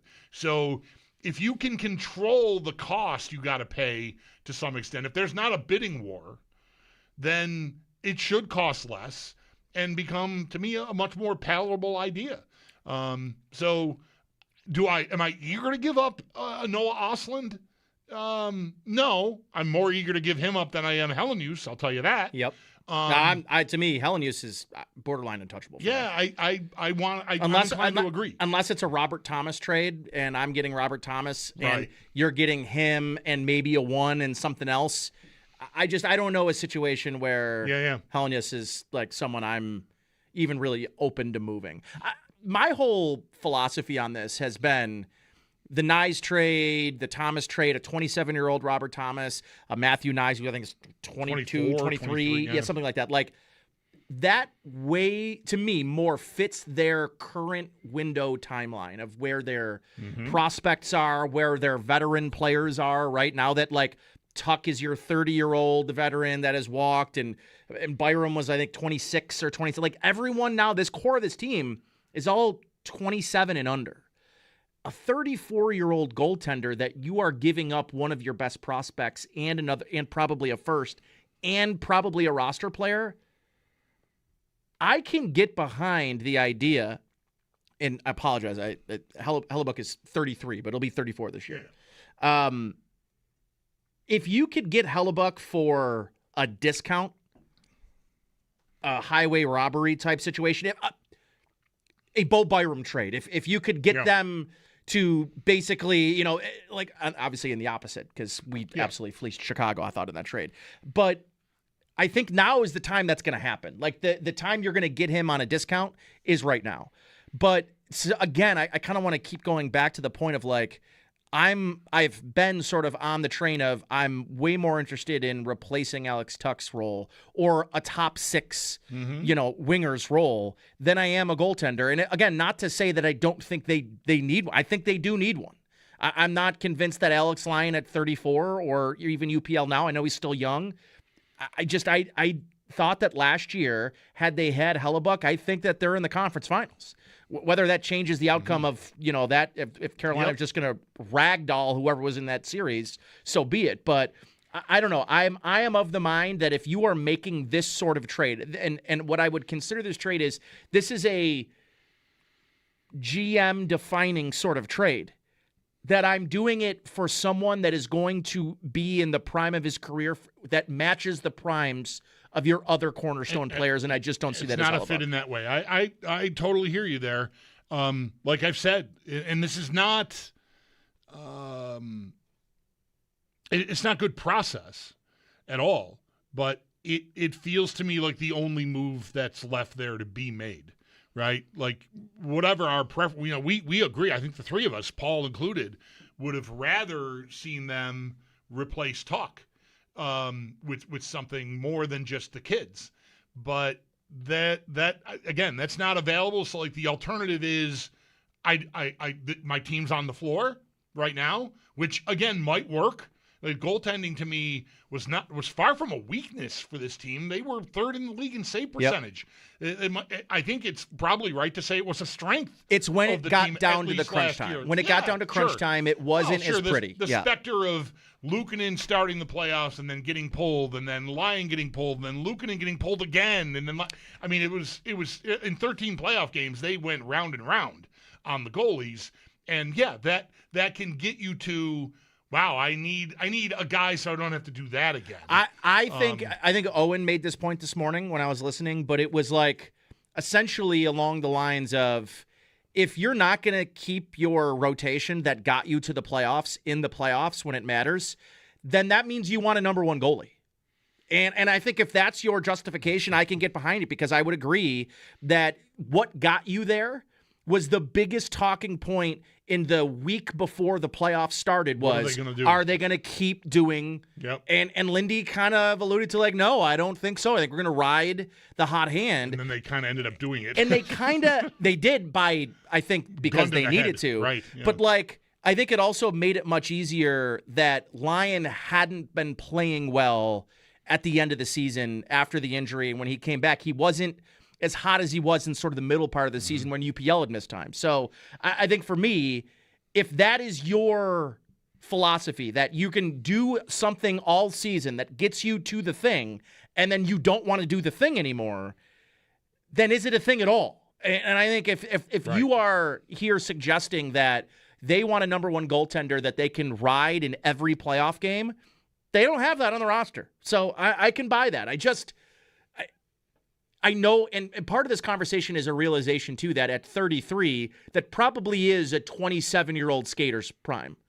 You know what I mean? Like Bobrovsky's still playing, I would say, at a reasonably high level. Well, last year he fell off a cliff. He did. But he was older. He's 39. He was older than Hellebuck is now when he started winning cups for them. Yes, Right. correct. So at 33 this year, 33, 34, 35, 36, I think you could imagine a world where he is still the same player through those years.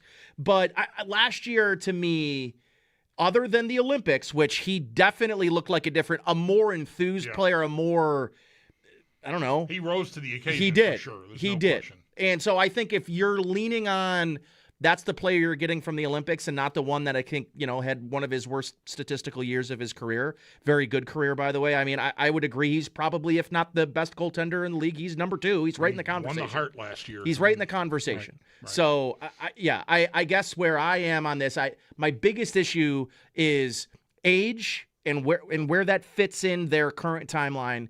And if I can get them for a discount, it doesn't matter. The other parts, nothing else matters to me.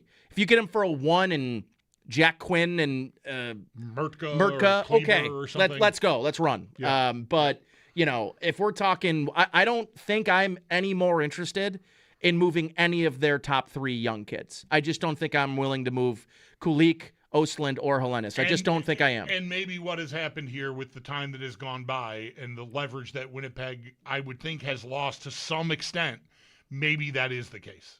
And if so, that's all the more reason, I think, to go forward with it. That's why I wanted to talk to Paul about, and you too, Nate, who else out there makes sense? Like, who could be in the marketplace? Because, who you're bidding against is going to affect the cost of acquisition for sure. And if there's no one bidding or only one other bidder, then I think that increases the likelihood of you being able to hold on to the things you don't want to part with and maybe get them at a, 80% cost, which, I'm all for. 803-0550 is the phone number. We'll touch base with Sal Capaccio at the top of the hour, get more thoughts on the Bills roster moving forward. I'm sorry, I got to close this YouTube screen with the Hellebuck watch thing. All right, Nate Geary's in for Mike. I'm the Bulldog. This is WGR.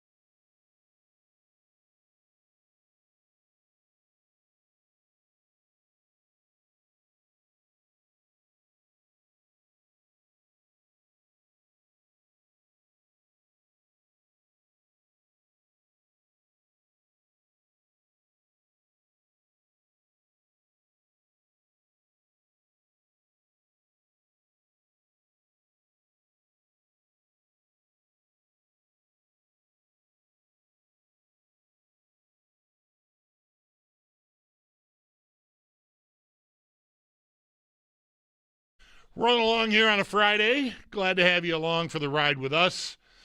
Mike has been off the last couple of days. Nate Geary filling in today. I am the Bulldog. I found out the hard way that walking up and down hills. Oh, yeah. It takes way more out of me. I exercise. I ride my bike 100 miles a week. On average. I mean, I haven't been super active lately because of vacation, and I couldn't take my bike with me on vacation because my truck broke down. It's a whole saga. Anyway, so I'm not at like peak, but we played golf on Tuesday at a very hilly place, and I'm telling you, today I still am feeling it. Which I don't know. What I need from you is for you to tell me it also affected you. But it didn't, did it? Because you're 30 years younger than me? Well, I wouldn't say that. I wouldn't say that. Close to, actually pretty close to 30. It's probably more like 25. But I also play 3 times more than you do a week, probably. Yeah. And I do walk. I tend to walk more so than I ride. Mm-hmm. So I was prepared for that. But I get it. I do get it. Like there were a couple of holes, and I'm remembering towards the end of our round where we were both climbing. It was like a par 3 that I like yanked the hell out of my approach shot, and I had to scale a mountain. Yeah, right. We were we were a few yards apart. Yeah, and I remember I was thinking to myself, wow, luckily my ball, I hit it so poorly that it's on top of this and not in the middle of this. Mine was in the middle of it, and standing there, I think I said, like, I feel like my calves are going to explode. Yeah. Like I'm standing and trying to keep my stance and hit a golf shot. And humbling. Like, oh my God, my legs are trembling. Humbling. Yeah, that's a word for it. Humbling. Yeah. All right. Complaining time over. We'll get back to the Bills. Sal Capaccio straight ahead here on WGR.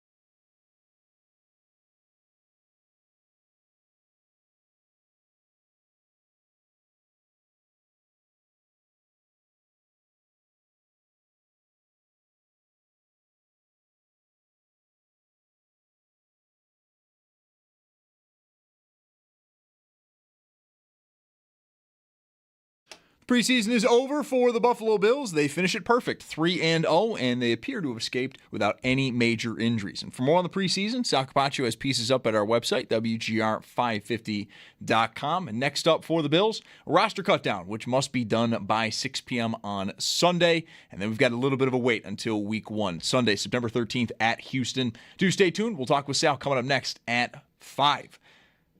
Around the rest of the NFL, the remaining preseason games, or most of the remaining preseason games, will get underway tonight. There's 2 tomorrow. But for today, 6 p.m., Washington at Baltimore. 2 games at 7. Dolphins host the Falcons, and Houston at Carolina. 2 games also at 7:30. Giants versus the Jets, and Bucks at Jacksonville. 4 games at 8. Saints at the Cowboys. Packers host Arizona. Chiefs home versus Seattle, and Bengals at Philly. And then 9, it is Vikings at Denver. Then over in baseball, Bison's on the road at Rochester. First pitch at 6:45. The Mets have the Astros in town at 7:10. 7:15 on Apple TV. The Yankees host the Red Sox. And at the same time, the Blue Jays, they host Seattle. That's your Paddock Chevrolet Sports Update. Paddock Chevrolet with you for the extra mile since 1935. I'm Zach Jones for Western New York's Voice of the Fan, WGR.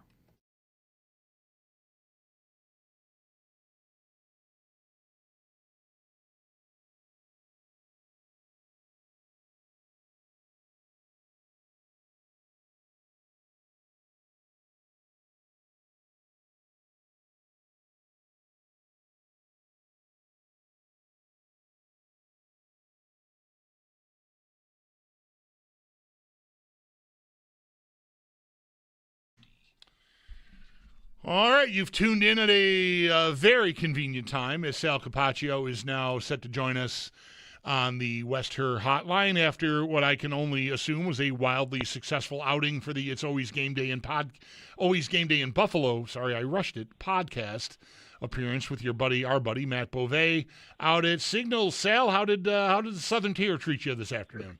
It was great. It was great. Great to see some people who came by. I literally just topped off my car with the $3.60 a gallon for gas.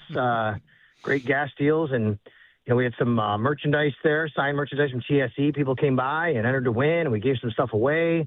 Got some pizza out there. And then Matt and I revealed our 53-man roster projections. And we only had one difference in the entire roster projection. And honestly, I could go either way on a few things, and even that. But we had one small difference. That was it. Otherwise, we were pretty much in lockstep. I want to guess, Nate. Do you want to guess at what the difference is? I'm going to guess one of you have a different inside linebacker staying. That is not the area. Wide receiver. That is not the area. Although I will say both of us could see Trent Sherfield making it, but neither of us had him because my prediction is he won't make it, but then he'll be elevated for a special teams role. Because you can do that because he's not a guy you have to risk getting to waivers. The area we disagreed was he had Greg Gaines, I had Dwayne Carter. Now, that said, that's without knowing if they could trade Dwayne Carter. Maybe they do that. I believe because he is subject to waivers and Greg Gaines isn't, it might be a little too risky, and they don't do that, so they keep him on the roster, and then you maybe try to keep Greg Gaines around and say, hey, go on the practice squad. We'll still have you play roster gymnastics that way. But at the same time, I could definitely see Greg Gaines making it over Dwayne Carter. That was the only difference we had. That's interesting because I mostly, Nate and I touched on it. I think we both sort of agreed rather sort of just easily like, oh, yeah, he's gone. He was on the field for like the very end of the game, Carter. And I feel like that could be a clue. It also could be a clue that they're trying to get him snaps and get him enough exposure that maybe they can facilitate a trade like you mentioned here. But, man, we've talked about it a few different times in the last couple of weeks, Sal. There are a lot of bodies up there. And with it all being new, like scheme-wise, I don't think we exactly know who is squatting where for sure, right? Agreed. The other guy that's interesting to me is TJ Sanders. I just haven't been blown away by his preseason in camp. Is he a guy that maybe they could spin? But he didn't play at all yesterday, and you could look at that 2 ways because they just believe that he's one of your guys and, do that, or you're saving him because you want to not get him hurt and, you look to move him. But I just think they have too many guys there, to be honest with you. I don't know how it's going to shake out. You have Ed Oliver, who you assume is going to be healthy and able to play. Then you have, obviously, Deion Walker. And then you have Dwayne Carter. You have TJ Sanders, two guys we talked about. Landon Jackson has played well. I think Landon Jackson solidified himself, and that's the guy that might have the biggest question mark coming into this whole thing. And then, of course, you have Greg Gaines, who they just signed as well. I mean, and then Zane Durant. I mean, Zane Durant's going to be on the team, right? They're not going to move on from him. They just drafted this kid. So I just don't know where you kind of eliminate and how you eliminate. Do you think they'll want to have a spot ready for Fedarian Mathis when his suspension ends? I don't necessarily, but I think his suspension matters, and the reason is you are a little thinner now with options over the first few weeks. If you have Fedarian Mathis on the practice squad, you could obviously elevate him. He can't play now. You don't have that luxury. If somebody gets hurt, you don't have a guy in your building in Fedarian Mathis. I do not think that Fedarian Mathis would be worthy enough to take a 53-man roster spot right now. So I can't say that I think that they would save a spot for him in 4 weeks. Sal Capaccio on the West Her Hotline. The Bills and Steelers wrapped up their preseasons last night at Highmark Stadium. Anything from the game playing time-wise? You and I talked, and you even texted me when the game began because we were talking about Igbinosun and Max Hairston and whether there's any semblance of a battle there, and Joe Brady all but ended that after the game, talking about Hairston being their guy, and he's a starting corner and all that. But those two were the starting corner. They didn't play long. I think they were both in the low teens in snap count, I think. And both had a couple of moments. Like Hairston got victimized on that first touchdown. I didn't like Igbinosun on the second touchdown much at all. The dive at the player's legs there, I mean, it was so close to the goal line, it was all but conceding the touchdown. I recognize there was a big dude coming his way, but I would have liked a little bit more there, I guess. But overall, I think we got our answer on Max Hairston is their other starting boundary corner. Yeah, that's right. And, I've been saying for months, I just never thought that Max Hairston would lose that job just immediately because they drafted Davison Igbinosun. It would take him not playing well and Igbinosun, really kind of smashing that door down. I don't think either of those things has necessarily happened. Now, certainly Max Hairston's had some tough moments. I don't think they've been so tough where you say you just can't play this guy. And I don't think that Davison Igbinosun has made it where you just can't keep him off the field. So for now, it's the status quo. But let's remember, what it looks like week 1 doesn't have to be what it looks like week 4, week 10, or week 18 of the playoffs. So that door is always open. Matt brought up a good point today on the podcast we just did, which is that a sneaky area where they might look for some more help? Whether that's free agency, even like a Tre'Davious White is still out there, right? I mean, I'm just throwing a name out of a guy that's familiar with the organization, but is that a place where you look at, you want some more help? I don't think they do that right away. I think they are going to roll with the young guys they have, not just them. Of course, Kenai Walker, I think, and there's a conversation about Walker versus Toriano Pride. I think it's Walker who they keep. Max Hairston's going to be starting. It doesn't mean it has to be all season, but they're going to give him every opportunity to be the starting cornerback on this team. And look, I mean, through injury, unfortunately, because we know that's just the way this game works in that position, Davison Igbinosun is going to have to play at some point this year. Yeah, I'm pretty much banking on it, and I'll bet they are. I mean, they used a premium asset to bring him in here. Yep. So yeah, and I did the open field tackle he had yesterday early in that game was fantastic. So I'm hard on him about the play at the goal line, but he did a great job in the open field on that tackle, something that eluded Hairston earlier on the Bernard touchdown.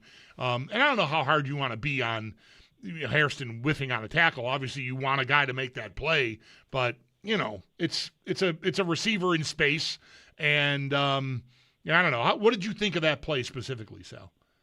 Yeah, he's got to do a better job of making that tackle. Maybe it starts with just a better read of the play, so you're not in a position where you have to be kind of not in the correct spot to bring the guy down. He has to be a little bit better there. He has to be a little more contained on that situation. I think at the end of the day, fans are a little bit, more that the team is higher on Max Hairston than fans are. I think because Max Hairston had some struggles last year, he didn't play because of injury, wasn't available his rookie year. It matters to fans. And he's been a little bit boom or bust on some plays, and then he kind of carries it over, and then they draft Igbinosun with the second round. That's a high, fans want to see those guys pan out. Like, why'd you draft him? You're not going to play him, right? That kind of thing. So you're always going to get the maybe benefit of the doubt more for the second-round pick than the guy who's already there, who fans are kind of just waiting to take his job. But I don't think the team is there yet. I think the team wants Max Harrison to win that job, be the first-round pick that they drafted, and I believe they are higher on him than the fan base is. It's just right now the fan sentiment against Max Harrison is not necessarily favorable. Let me ask you about linebacker. That was one of the positions I think maybe I threw at you as maybe one you and Matt differentiated on. But, like, right now, if you were based on the last 2 preseason games and what you've watched throughout training camp, Sal, did Keontae Jenkins do enough to outseed Joe Andreessen? Because I think that's what would have had to happen. I think Joe has earned that position, especially the way that he's played on special teams and how important he is to special teams. But I would be lying to you if I said that, you know, Keontae Jenkins didn't impress this summer. He's been really good. I have them both making it. Matt has them both making it. It's a simple equation for Brandon Beane. It's a simple math equation. Does he want to keep 4 or 5 at the position? We know that it's going to be Bernard, Caleb Elarmzor, and Dorian Williams. If he wants to keep 5, then we know that both Andreessen and Keontae Jenkins make it. If it's 4, there's a decision to make. What does Keontae Jenkins have in his favor? He's been really flashing, making some wild plays. He had that sack. He's been here in the organization for a couple of years. He can certainly play special teams. What does Joe Andreessen have in his favor? He was the second leading tackler in the NFL in special teams last year. He also can play Mike and Will. Like, he's done that this preseason. They really like that about him, of course. They're both young players. They're both subject to waivers. This is where I think these 2 guys, in whatever way you want to slice it, are actually the guys maybe competing with Trent Sherfield here, because you can keep both of them. If you release either of them, they have to go through waivers. Trent Sherfield doesn't. So maybe it's not a 1-for-1 linebacker wide receiver. It's simply a who are we keeping on special teams? How can we get them through? And you don't have to look at the necessary numbers. One of them, we know they're going to keep at least, I would say, 4 inside linebackers. But the question is 5, but it doesn't have to be about the number there. It might have to be, do you want them kept for special teams, or where else on the roster are you keeping that guy? And like a Trent Sherfield comes into play, a Sam Franklin comes into play, a guy like that. I have them both saying. Now, that said, we don't know Joe Andreessen is healthy enough that, we're assuming that, but he didn't play last night. He didn't practice this week. I need to see and know that Joe Andreessen is healthy enough that he's not a candidate to necessarily go on injured reserve. As I sit here today, I don't think that's the case, but we just don't know that. While we're on linebacker, it sort of strikes me, and you guys definitely helped me out here. I mean, I saw most of the other 2 preseason games, but last night was the one that I was able to really sit in front of my TV and watch, whereas the others were I was kind of in and out. I know what a great story Caleb Elarmzor has been almost since he was drafted, and as soon as minicamp started, it was like, boy, they got this guy. He might start. He's really good.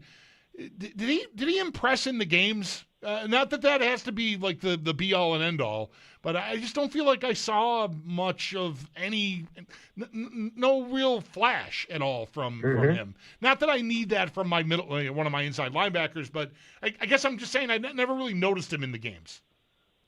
I like that point because I think in the Carolina game he might have done a couple of things where you're like, okay, he looked like he could handle, if I remember correctly, but I agree with you. It wasn't like these splash plays he made, which is why on the podcast a little while ago, I said to Matt, I asked Matt, I said, how do you think they line up week 1? Because there's 2 separate conversations about these top 3. Now let's take Andreessen and Jenkins out of the equation. Now you're talking about the other 3.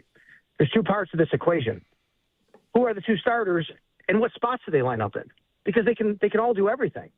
Now I'm pretty sure Dorian Williams is only going to be the Will. He's not going to be the Mike, okay? If he starts, he's going to be the Will. Then who is the Mike? I think that if in that case it would be Terrell Bernard. I don't think you're going to – Terrell Bernard's going to start. I'm not sure he's going to start at the Mike, though. I could see a scenario where Terrell Bernard's the Will and Caleb Elarmzor is the Mike. And that might be, to your point, Bulldog, about the flash plays. They might want to free up Terrell Bernard a little bit more at that position where you're going to have a little more freedom to move around than the Mike linebacker will to be able to do those things. Maybe Caleb Elarmzor is more suited to play a little bit more of the traditional middle linebacker role where you're not doing that as much. My prediction is, as of right now, it's Terrell Bernard at the Mike, Dorian Williams at the Will, but I think that is very fluid. Let me ask you about the outside linebacker / edge room, Sal. Assuming 5 is your number there, Javon Solomon, I feel just based on how good he is, Bulldog and I talked about it earlier, like he's going to play in your core 4 special teams. But I also think this defense and the scheme in particular is just tailor-made to his game and what he was in college and coming out of college. I think he was. I don't believe he dressed yesterday either. He would probably indicate he's safe there. But how hard is that decision going to be, noting that Mike Dana, I thought, played a really – I mean, he flashed. He had numbers and sacks in this preseason, but I think he had a bigger hill to climb to get over Solomon than maybe originally we all thought. Agreed. I like Mike Dana, some plays he made. He had those 2 sacks in the Carolina game, but I just don't know if you have room for him. You're not going to keep 6. I can't see that. Now, you want to talk about trade candidates, maybe that's where that comes from. Maybe Javon Solomon is a guy that you look to deal. Matt was actually bringing up, he thought that Andre Jones Jr. might be challenging Javon Solomon. Mm-hmm. Andre Jones Jr. looked good. I mean, I don't think you're trading Mike Dana. I mean, he's probably a guy that is either on the team or he's off, and at this point, he's probably on the outside looking in. It's funny, guys. I did a Kansas City radio spot today, and the host in Kansas City said to me, "Hey, I saw a roster projection where Mike Dana's not making the team. That means he's coming back to Kansas City, I would assume." That was the first thing that he thought of right there, right? Right? And I'm like, yeah, I mean, maybe, I guess so. You know what that tells me, though? Mike Dana is rosterable in this league, and the Bills have probably 7 maybe 8 rosterable outside guys. I just think that whole group, edge and interior on the defensive line, you have guys that Brandon Beane is probably calling around and saying, I have too many numbers here. Can I get something for somebody here? And I don't know who that is, though. It might just be like whatever you can get from one guy, and not to say one guy's looking to deal, but maybe he can get something for somebody and not another, and it winds up happening that way. I know we're kind of jumping around here around the defense and talked about corner already. But as far as safety goes, Sal, I know we were both very excited about Jalen Kilgore after the draft and into free agency. And most of the projections, I was working, so I didn't listen to your 53-man roster projection with Matt. I'm sure Kilgore makes it, but it feels to me like he might be a guy that's not active on game days at this point. I agree with you. We actually did that exercise at the very end. I said, all right, we have our 53. Let's pick 5 guys who are not dressing. You know, aside from elevations gives you 7 or whatever. Right. Let's pick 5 guys who aren't dressing. Both of us had Jalen Kilgore as a guy not getting a jersey on game day. And I just don't know where he fits right now. He's got too much of a log jam in front of him. If he's going, he is a safety, and that's where he plays, but he's more of a box safety, a nickel safety, right? He's not taking the place of C.J. Gardner-Johnson. If C.J. Gardner-Johnson is injured, I know people hate hearing this. DeMar Hamlin is the guy that's going in for him. Yeah. I mean, that he's been the number 3 safety all camp long. That's just the position he's been playing. Now, if Cole Bishop is injured, or if for some reason he can't play, then that's where you get a little bit more of a Jalen Kilgore possibility, because he's going to be more down in the box, probably not as much of a ball hawk playing center field. So he has this niche I think you want him to play. But, guys, the guy that's throwing a wrench in this is Jordan Hancock. Jordan Hancock has had an incredible ascension here. He is the backup nickel to D. Alford, but he has safety flexibility. Now, he is much more Cole Bishop and Jalen Kilgore than he is C.J. Gardner-Johnson, but that means that Jalen Kilgore probably has a little bit too much ahead of him to give him a game day jersey. And did you end up with Geno Stone making it or not? I'm assuming no. I do not. I know some of my colleagues have him on the team. I just don't see where you get him. The only way I could see that happening is if they decide that they don't need Sam Franklin. And that's possible. It's certainly possible. Sam Franklin's not going to play safety for this team. He plays preseason safety. That's what he does. He plays safety in the preseason. Once that happens, he doesn't play safety anymore. If you went to Jeff Rodgers, the Bills special teams coordinator, and you said outside the actual specialists, if I just could give you one guy and he doesn't do anything other than play for you on special teams, who is it? He might choose Sam Franklin. I mean, that's how much they think of him in that role. Flipping over to the other side of the ball, Skylar Bell felt like maybe the story on offense, maybe the story in this game for the Bills. Sal, he had been coming off a groin injury, didn't play in either of the first 2 preseason games, but seemed to kind of have the passing game running through him. in this game. 10 targets, 7 catches, the big end-around touchdown. It was quite a debut for the fourth-round rookie. Yeah, no doubt. He checked a lot of boxes. First, you had to see him get on the field, be healthy. Box checked right there. Then you had to see him catch the ball, run some routes, get open. He did that.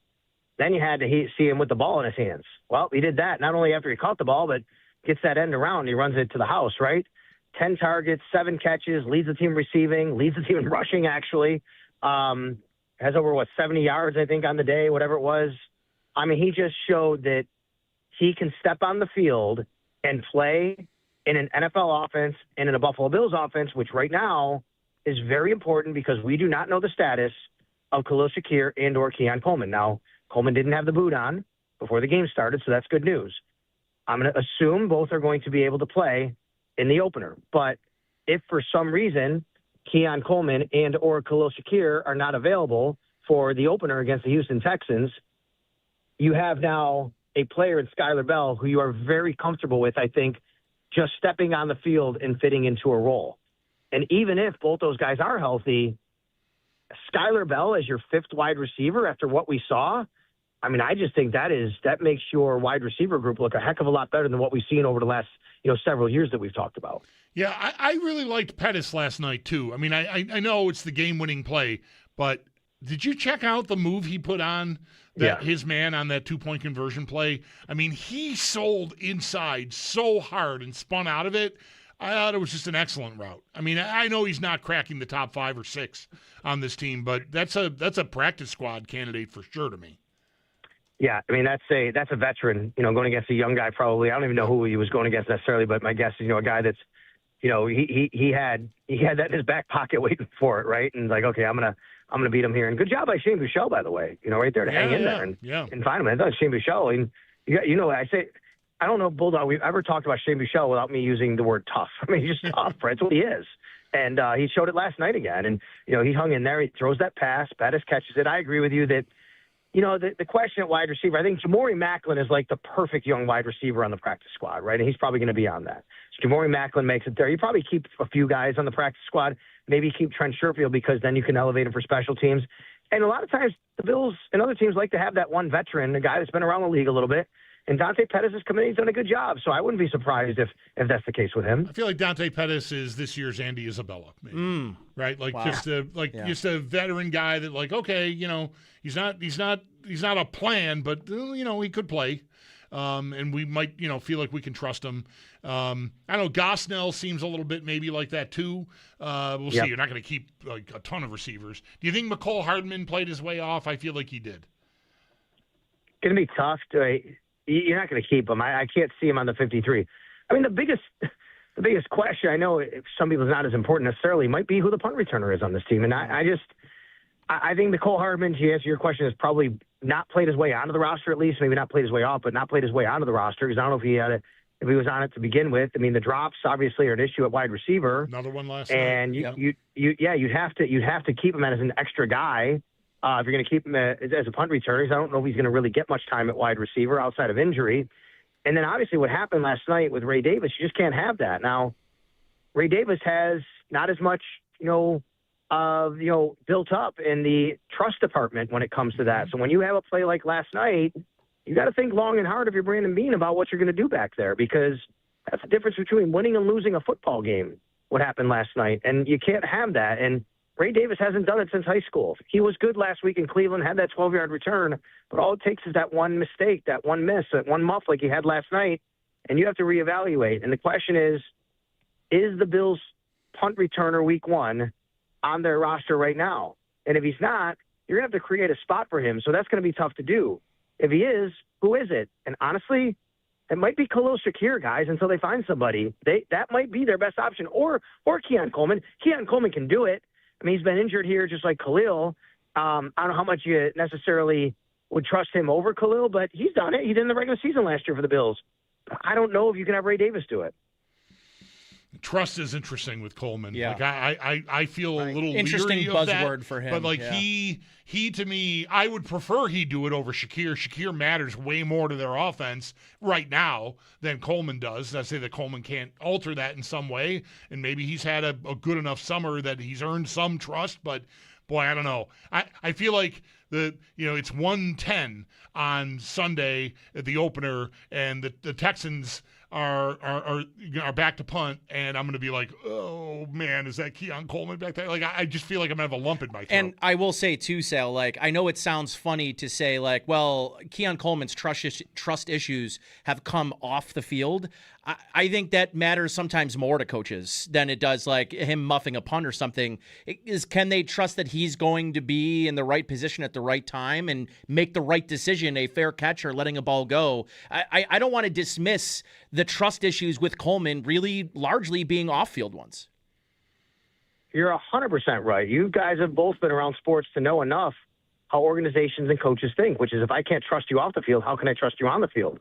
If you're not going to make the proper decisions in organizationally in life, maturity-wise, then when you get on the field, how do I know you're going to make the proper decisions? And look, that's not whatever happened last year doesn't have to mean an indictment on this year, right? Maybe Keon Coleman's done everything right to this point. Maybe he's made every single right decision. He's been on time for every meeting. But from the outside looking in, we know what has happened over the last 2 years, and that absolutely has to come into play. So I just wonder what they do. I mean, hey, maybe they do put Ray Davis back there and say, look, we've seen enough of him in camp.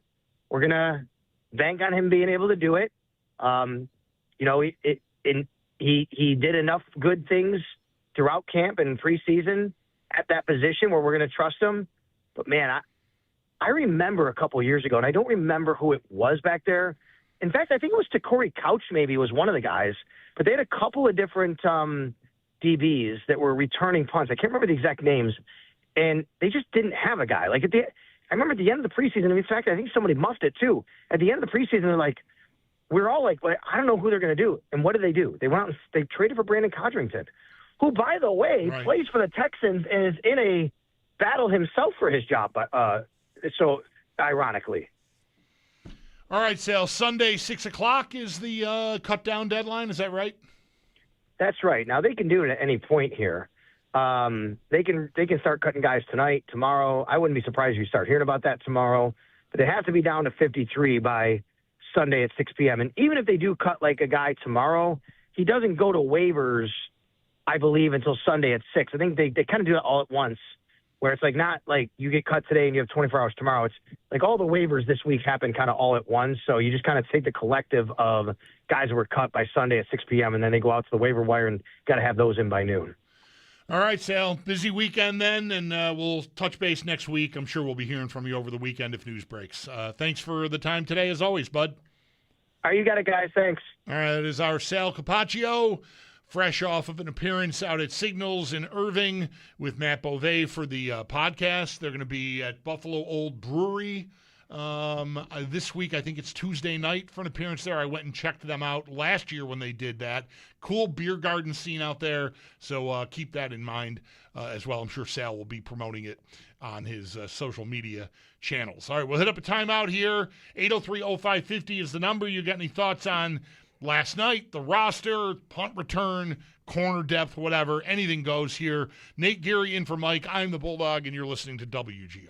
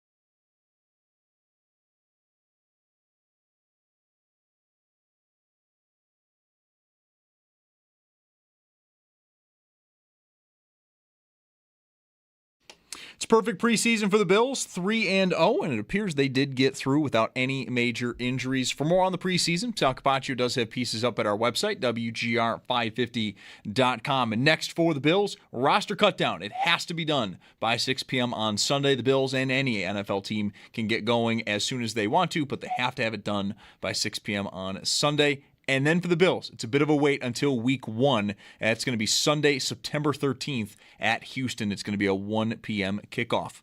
Over in the NHL, some record-breaking news as the Avs have signed defenseman Cale Makar to an 8-year, $20.4 million per year deal, and this does now make Makar the first ever NHL player to play on a $20 million per year contract.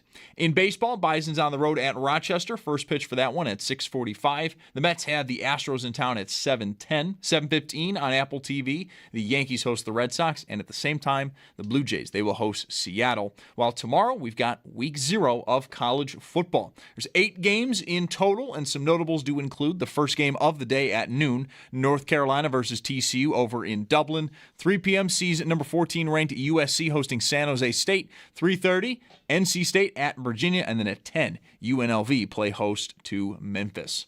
That's your Paddock Chevrolet Sports Headlines. Paddock Chevrolet with you for the extra mile since 1935. I'm Zach Jones for Western New York's Voice of the Fan, WGR.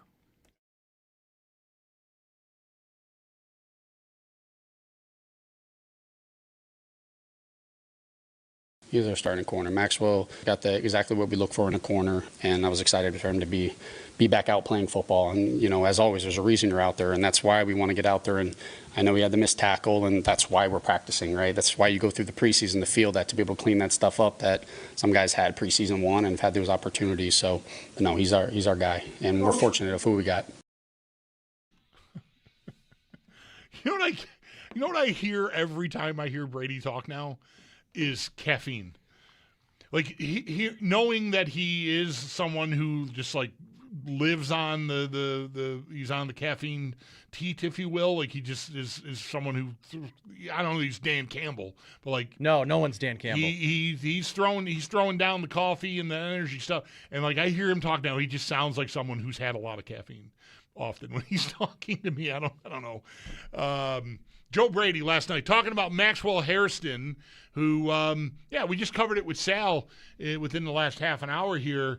I was with a lot of fans when they drafted Igbinosun in the second round. Like, okay, this might be, Hairston wasn't their guy. New defensive scheme, longer, more man maybe, more physical.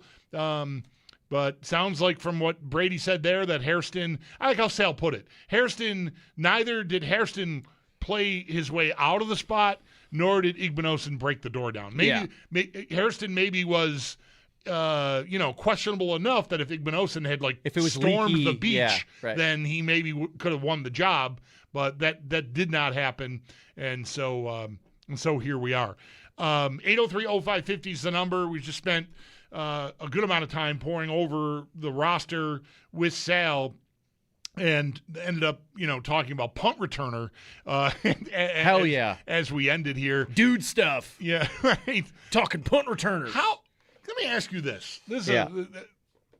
How do you feel about Sam Franklin? Like how I have a tendency, and I know it's a blind spot, to sort of the exclusive special team guy feels a little bit like an eye roll to me. Like. That feels very McDermotty. I feel like I would rather have a guy that can play if I need him to play in, say, I don't know, the Denver playoff game, for example. And very specific, but yes. That's a little bit maybe more capable as opposed to someone who I basically am saying, he's not here to play a position. But I don't know, maybe I'm just severely undervaluing special teams. No, I don't think you are. I do think – I wonder if I knew enough about all, 32 rosters in the NFL, I could point to, I feel like every team has a Sam Franklin. Yeah. They just have a guy that's like, this dude's the best special teams player in the league, or one of them, he plays your core 4, but God forbid if he's got to be on the field. Not playable at the position that he is listed in under. And to me, it almost – has the same vibe. Who was the kicker that was it? Was it Marone that kept the kickoff specialist? I don't remember who it was, but that definitely happened. Yes, we had a kickoff kicker. Right. Which yikes is unbelievable. Right. In hindsight. Yeah. Even old rules, whatever, still, right? Touchbacks were sold to 20 then, so the value of the touchback.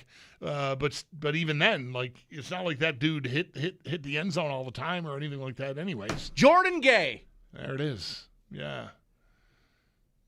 Not a fan. Like No. I know this.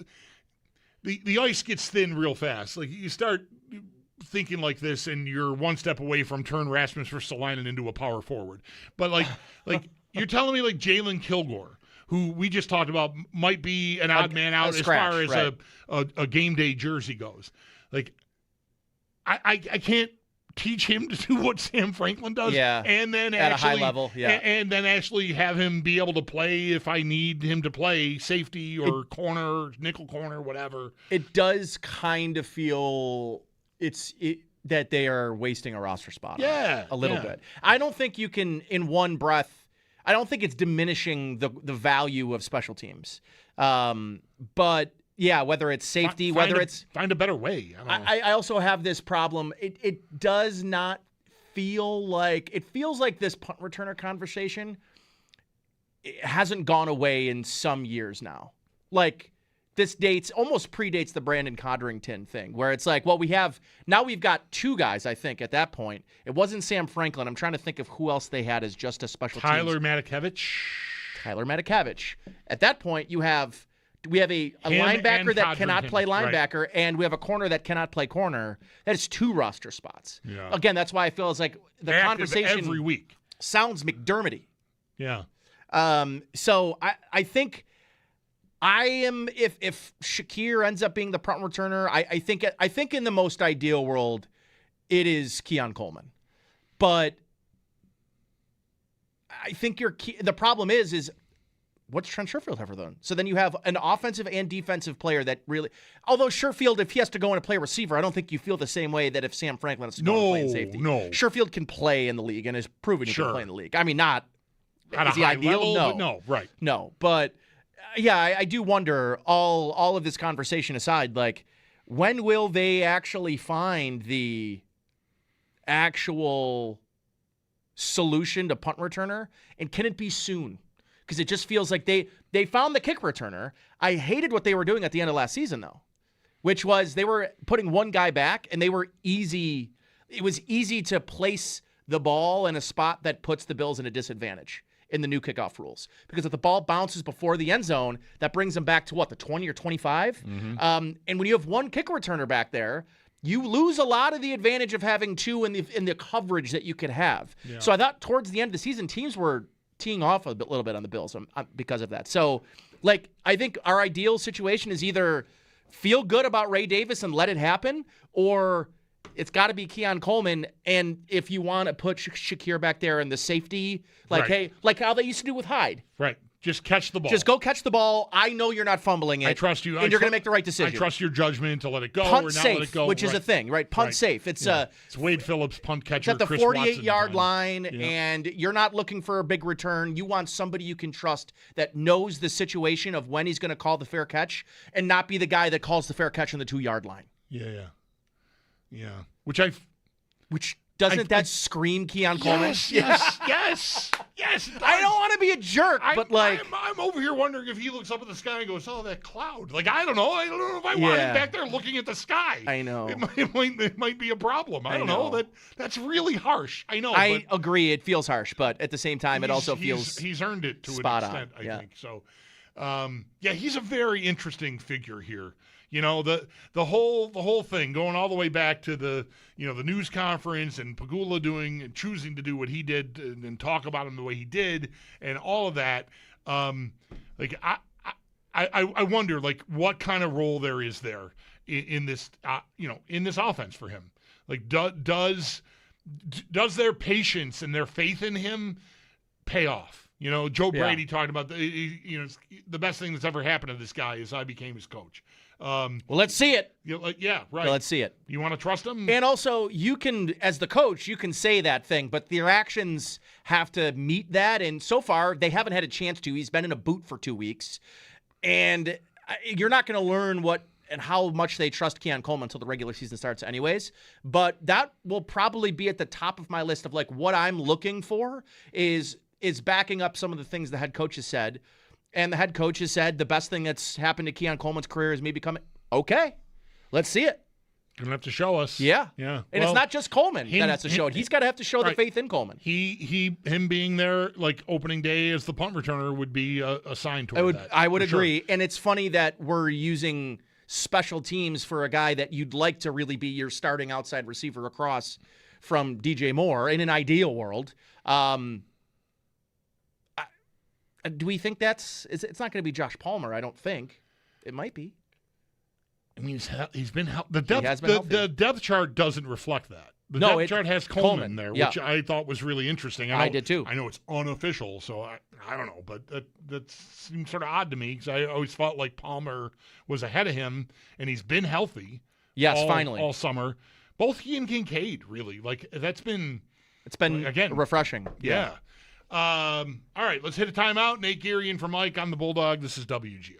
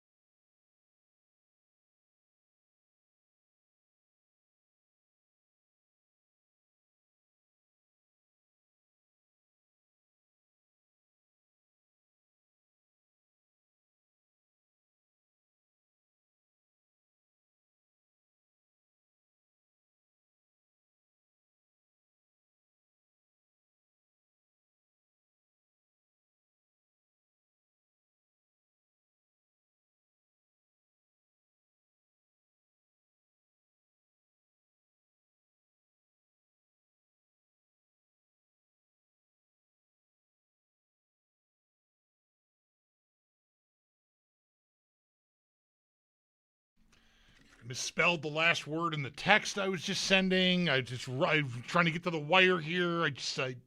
You all right? The pressure got well, to me. it is a pressure job, as you know. It really did. It got to me. I barely made it. Am I wrong in feeling like there's usually a better college football game this weekend? Or am I confusing this weekend with next weekend? No, it's week 0. Yeah. It's week 0. This is pretty typical. Yeah. So, yeah, like the Ireland game last year was at like Northwestern and, What? Yeah. This is pretty typical. There are more games than I remember week 0 having, though. Like the last couple of years, it was like 2 or 3 games. I think it's like 7 or 8. Yeah, there's a lot. Yeah, there's a lot of mediocre football that I am going to consume. Like, right, okay. And most of them are night games. I do not know. I don't think there's a 1 o'clock or like 2 o'clock. North Carolina is at noon.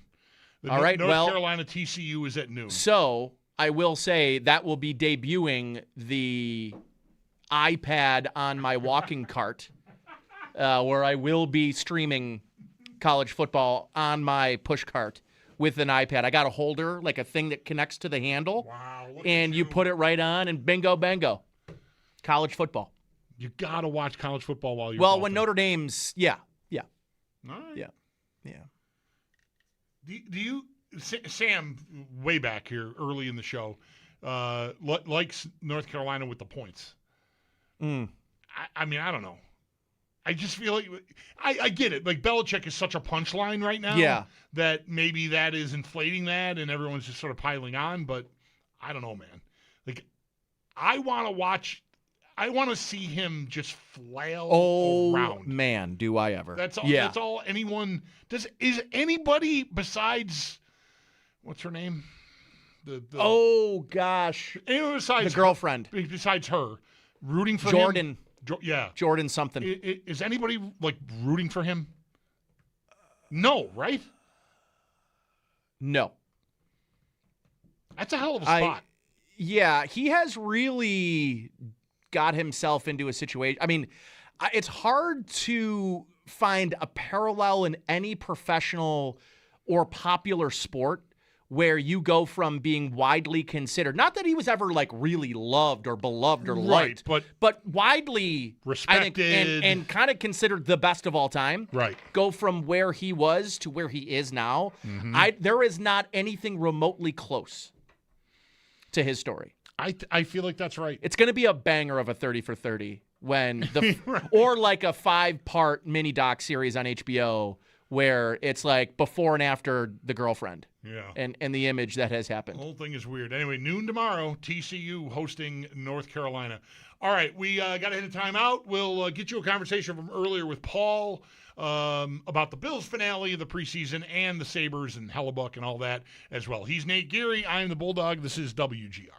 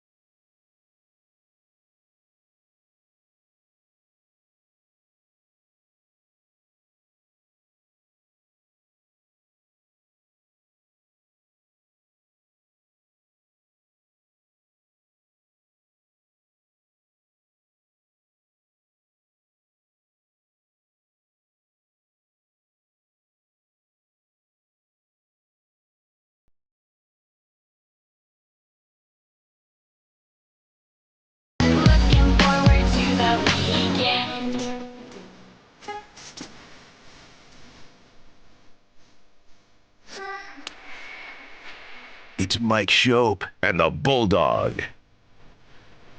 I'm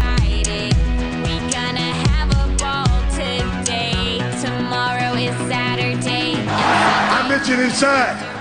My liver's all twisted up. But you know what I did? I took Deborah, went to the liquor store. I loaded up with alcohol, more specifically vodka, whiskey, beer, tequila, more beer, more vodka, more whiskey, and more beer. on WGR Sports Radio 550.